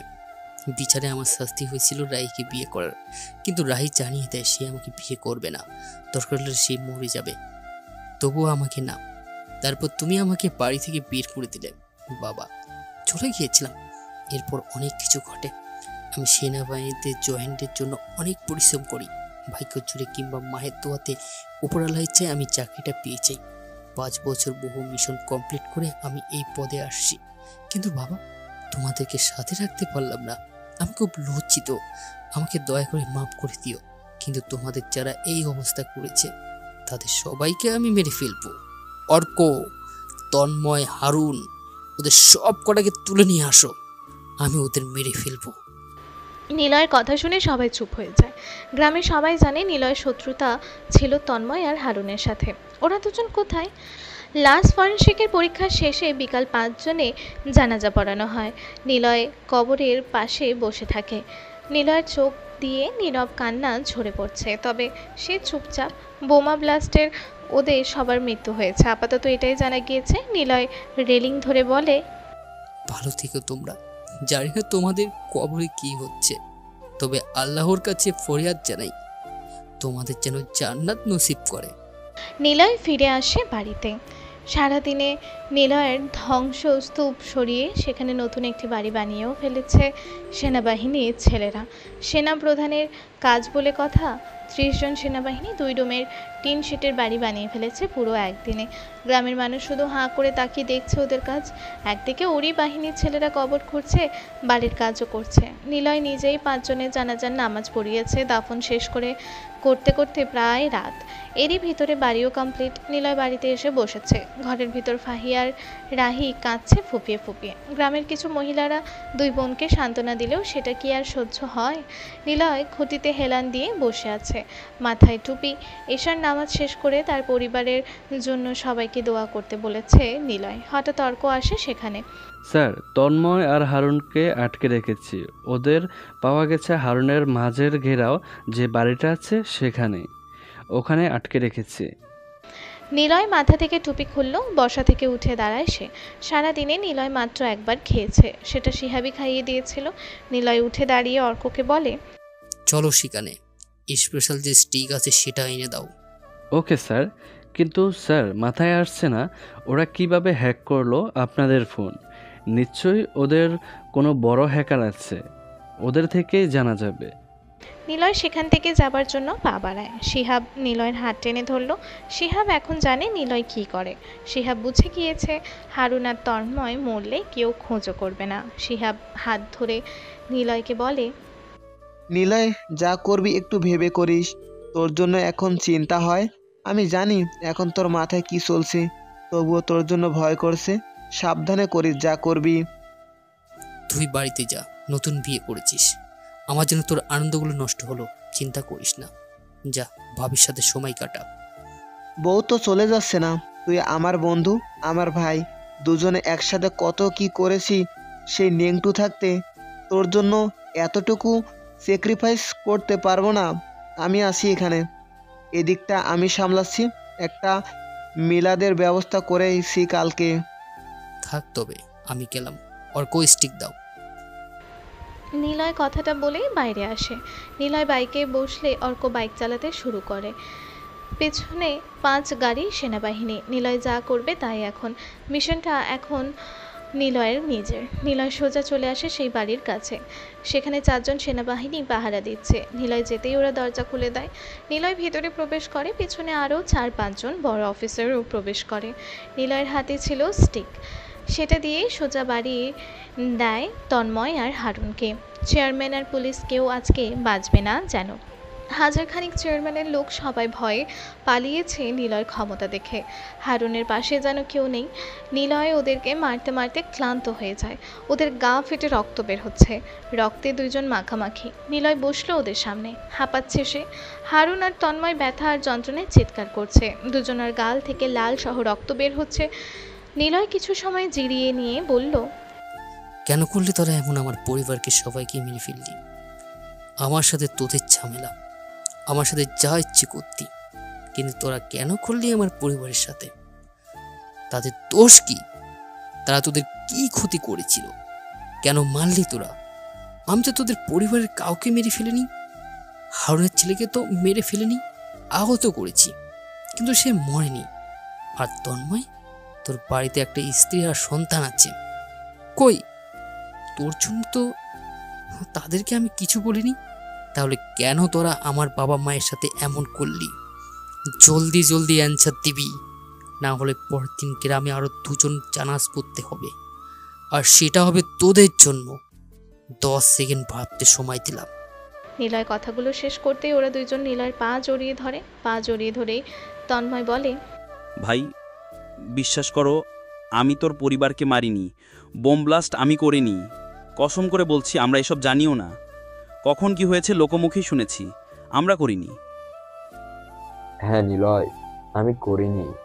আমি শুধু জানতে চেয়েছি তুমি কে বা তুমি কি করো, কেন তোমাকে বড় বড় লোকেরা চেনে, এটা জানার উদ্দেশ্য ছিল। বিশ্বাস করো, আমরা মারিনি। আমাদেরকে মেরো না, আমরা খারাপ মেনে নিচ্ছি, কিন্তু কখনো সত্য বলেছি আমরা কিছু করিনি। আমাদের ছেড়ে দাও। তোরা করিসনি, তাহলে কে মেরেছি? তোদের লোক, তাই না? সবটা আমাকে বল। তোমার পায়ে পড়ে বিশ্বাস করো, আমরা কিছু করিনি, আমরা জানি না। নিলয় আবারও মারতে যাবে, তখনই অর্ক পাশ থেকে বলে, স্যার, হ্যাক হয়েছিল ফোন। ধারণা করা হচ্ছে হ্যাকের মাধ্যমে ফোনে বোমার কোড পাঠানো হয়েছিল। ঘর বানানোর সময় নীলা আর আঙ্কেলের ফোন খুঁজে পাওয়া গেছে, যদিও ফোনের অবস্থা খারাপ। তাহলে করেছেটা কি? এমন সময় পকেটে থাকা নিলয়ের ফোন বেজে উঠল।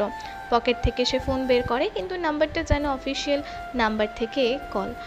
601 নাম্বারটি। নিলয় প্রথমে কেটে দেয় অফিসের কল ভেবে। পরক্ষণে আবারও কল আসে। নিলয় আবারও কল কেটে দেয়। আবারও কল আসে সেম নাম্বার থেকে। নিলয় এবার রিসিভ করে। রিসিভ করতেই ওপাশ থেকে শোনা যায়, দুনিয়াতে সবচাইতে ভয়ঙ্কর 2 জন ব্যক্তি আছে। 1 নম্বর হলো আল্লাহর বিরোধী শয়তানি ইবলিশ, আর দ্বিতীয়জন হলো হ্যাকার। হ্যাকারকে ধরা যায় না, ছোঁয়া যায় না, হ্যাকারকে অনুভব করা যায়। শয়তান যেমন খারাপ কাজে পাঠাতে মানুষকে মন্ত্রণা দেয়, তেমনি হ্যাকার সেই খারাপ কাজটা করতেই এগিয়ে যায়। নিলয় প্রথমে বুঝতে পারেনি কে কথা বলছে আর কি কথা বলছে। নিলয় চুপচাপ শুনতে থাকে। হঠাৎ আবার ওপাশ থেকে সে বলে, ভুল লোককে পিটাচ্ছ সেনাপ্রধান। ওরা তো এই গেমসে জাস্ট 2টো ন্যূনতম পিঁপড়া। পিঁপড়াকে মেরে কি হবে? আসো, অ্যানাকন্ডাকে মারো। তোমার অপেক্ষাতে অ্যানাকন্ডা নাকে ক্ষুধার্ত হয়ে আছে। কে তুই? আর এটা কোন নাম্বার? বললামই তো, আমি মিস্টার অ্যানাকন্ডা, তোমার খুব পরিচিত একজন। নাম কি তোর? আসল নাম বল। আহা, এত উতলা কেন তুমি? যাও যাও, বাড়িতে যাও। ওদের দুজনকে মেরে কোনো লাভ নেই। ওরা আসলেই জানে না তারা কি করেছে। শোনো সেনাপ্রধান, ভেবেছিলাম তুমি মরে যাবে, কিন্তু তোমার ভাগ্য কি বিশাল! আল্লাহ তোমার হায়াত লিখে রেখেছে বেশি। আমি আর কিভাবে তোমাকে মারতে পারিনি। তবে জাস্ট কয়েক সেকেন্ড যদি লেট হতো তাহলে তুমিও বোম। রাত 12টার পরেই তোমার বোনের সিমে কল আসে। তার বয়ফ্রেন্ড কল দেয় আর রিসিভ করতেই ব্লাস্ট হয়। সারাদিন ফোনে কল অফ করে দিয়েছিলাম। আমি জানতাম তুমি কখন ফিরবে বাড়িতে, এই জন্য কল অন করে দিই, আর সে সময় কল আসে। আমার মিশন সেখানেই লস্ট হয়। তবে তুমি যেহেতু বেঁচে আছো, তাহলে তোমার সাথে নতুন গেমস খেলা শুরু হবে। চলে আসো ঢাকাতে। গ্রামে আর কতদিন থাকবে? এত ছুটি কাটাতে হবে না। এই গেমসের তোমার প্রথম লেভেলটি হলো কিভাবে আমি বোম সেট আপ করেছি সেটা খুঁজে বের করা। আগে সেই লেভেল পার করো, তখন বুঝতে পারবে পরের লেভেল কি। শেষ লেভেল হলো আমি কে সেটা খুঁজে বের করা। এখনই যদি এটা করো তাহলে কখনোই সেটা খুঁজে পাবে না। তোমার সামনে আরো বড় কিছু অপেক্ষা করছে। Are you ready? কথাগুলো শেষ করতেই ফোনটা টুট টুট করে কেটে যায়। নিলয় ফোনটা হাতের সামনে ধরল। নিলয়ের ফোনটাও হ্যাক হয়েছে। অর্ককে দেয় নিলয় ফোনটা। অর্ক বলে, আমার ফোনের হ্যাক ঠিক করে দিতে পারবে? এটা সামান্য কাজ, অবশ্যই পারবো। আচ্ছা চলো এখান থেকে।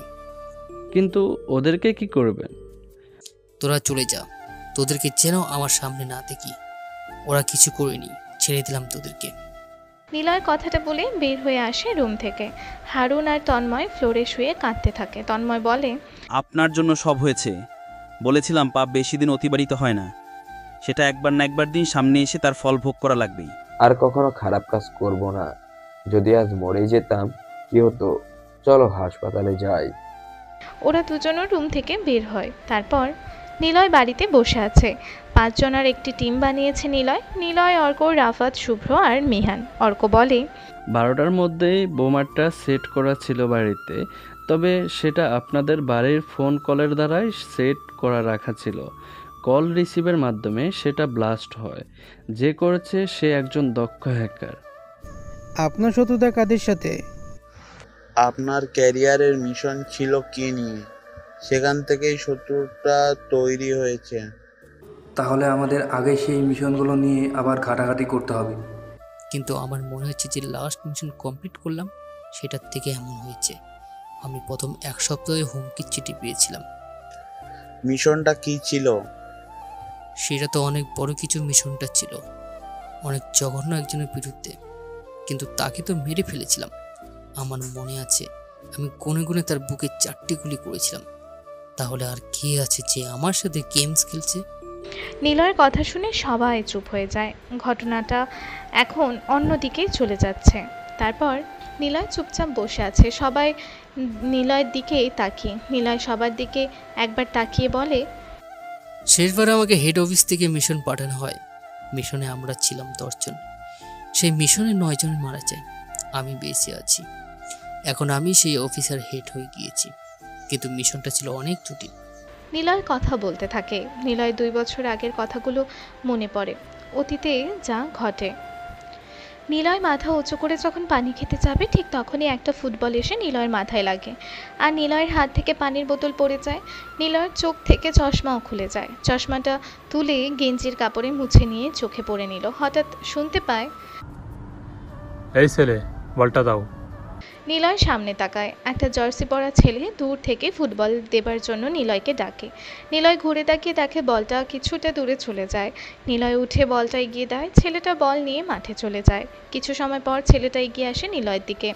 নিলয়কে বলে, তোমাকে আজ মাসখানিক দেখি এখানে বসে আমাদের ফুটবল খেলা দেখো। তুমি কি ভার্সিটিতে নতুন? হ্যাঁ ভাই, আমি নতুন ভর্তি হয়েছি। ও, আমি রাকিব। এই ভার্সিটিতে ভর্তি হলে কেন? এটা তো খারাপ ভার্সিটি। এখানে বা খালি আন্দোলন মেশে থাকা নিয়ে মারামারি, রাজনীতি বেশি চলে। ভার্সিটি পড়াশোনা থেকে এসব প্রমোট করে বেশি। তবে এখানে আগে 2টো জিনিস বেশি হতো, পড়াশোনা আর স্পোর্টস।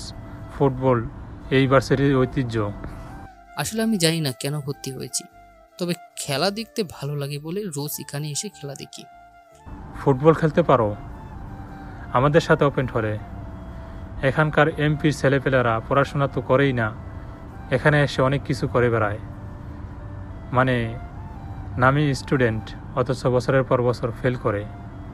এখানে পরিবেশ খারাপ করে ফেলেছে। নিলয় সেখান থেকে চলে আসে। আজ দেরি হয়ে গেছে ভার্সিটি থেকে বের হতে। নিলয় যখন বের হবে ঠিক তখনই একটা মেয়ে দৌড়ে ভার্সিটিতে প্রবেশ করে। মেয়েটা পড়বে না সোজা এসে নিলয়ের ওপরেই ধাক্কা খায়। দুজনেই পড়ে যায় সেখানে। নিলয় কিছুটা থতমত খেয়ে মেয়েটাকে বলে, ও আচ্ছা, আপনি কি কানা? এভাবে এসে দৌড়ে আমার উপরে পড়লেন কেন? মেয়েটা নিলয়ের প্রশ্নের উত্তর দেয় না। সে নিলয়ের দিকে তাকিয়ে জোরে কেঁদে ওঠে। আশেপাশের স্টুডেন্টগুলো ওদের দিকে তাকায়। নিলয় ঘাবড়ে যায়। সে কি কিছু করলো? মেয়েটা যদি কাঁদতে কাঁদতে বলে সামনে থাকা ছেলেটা ওকে বাজে টাচ করেছে,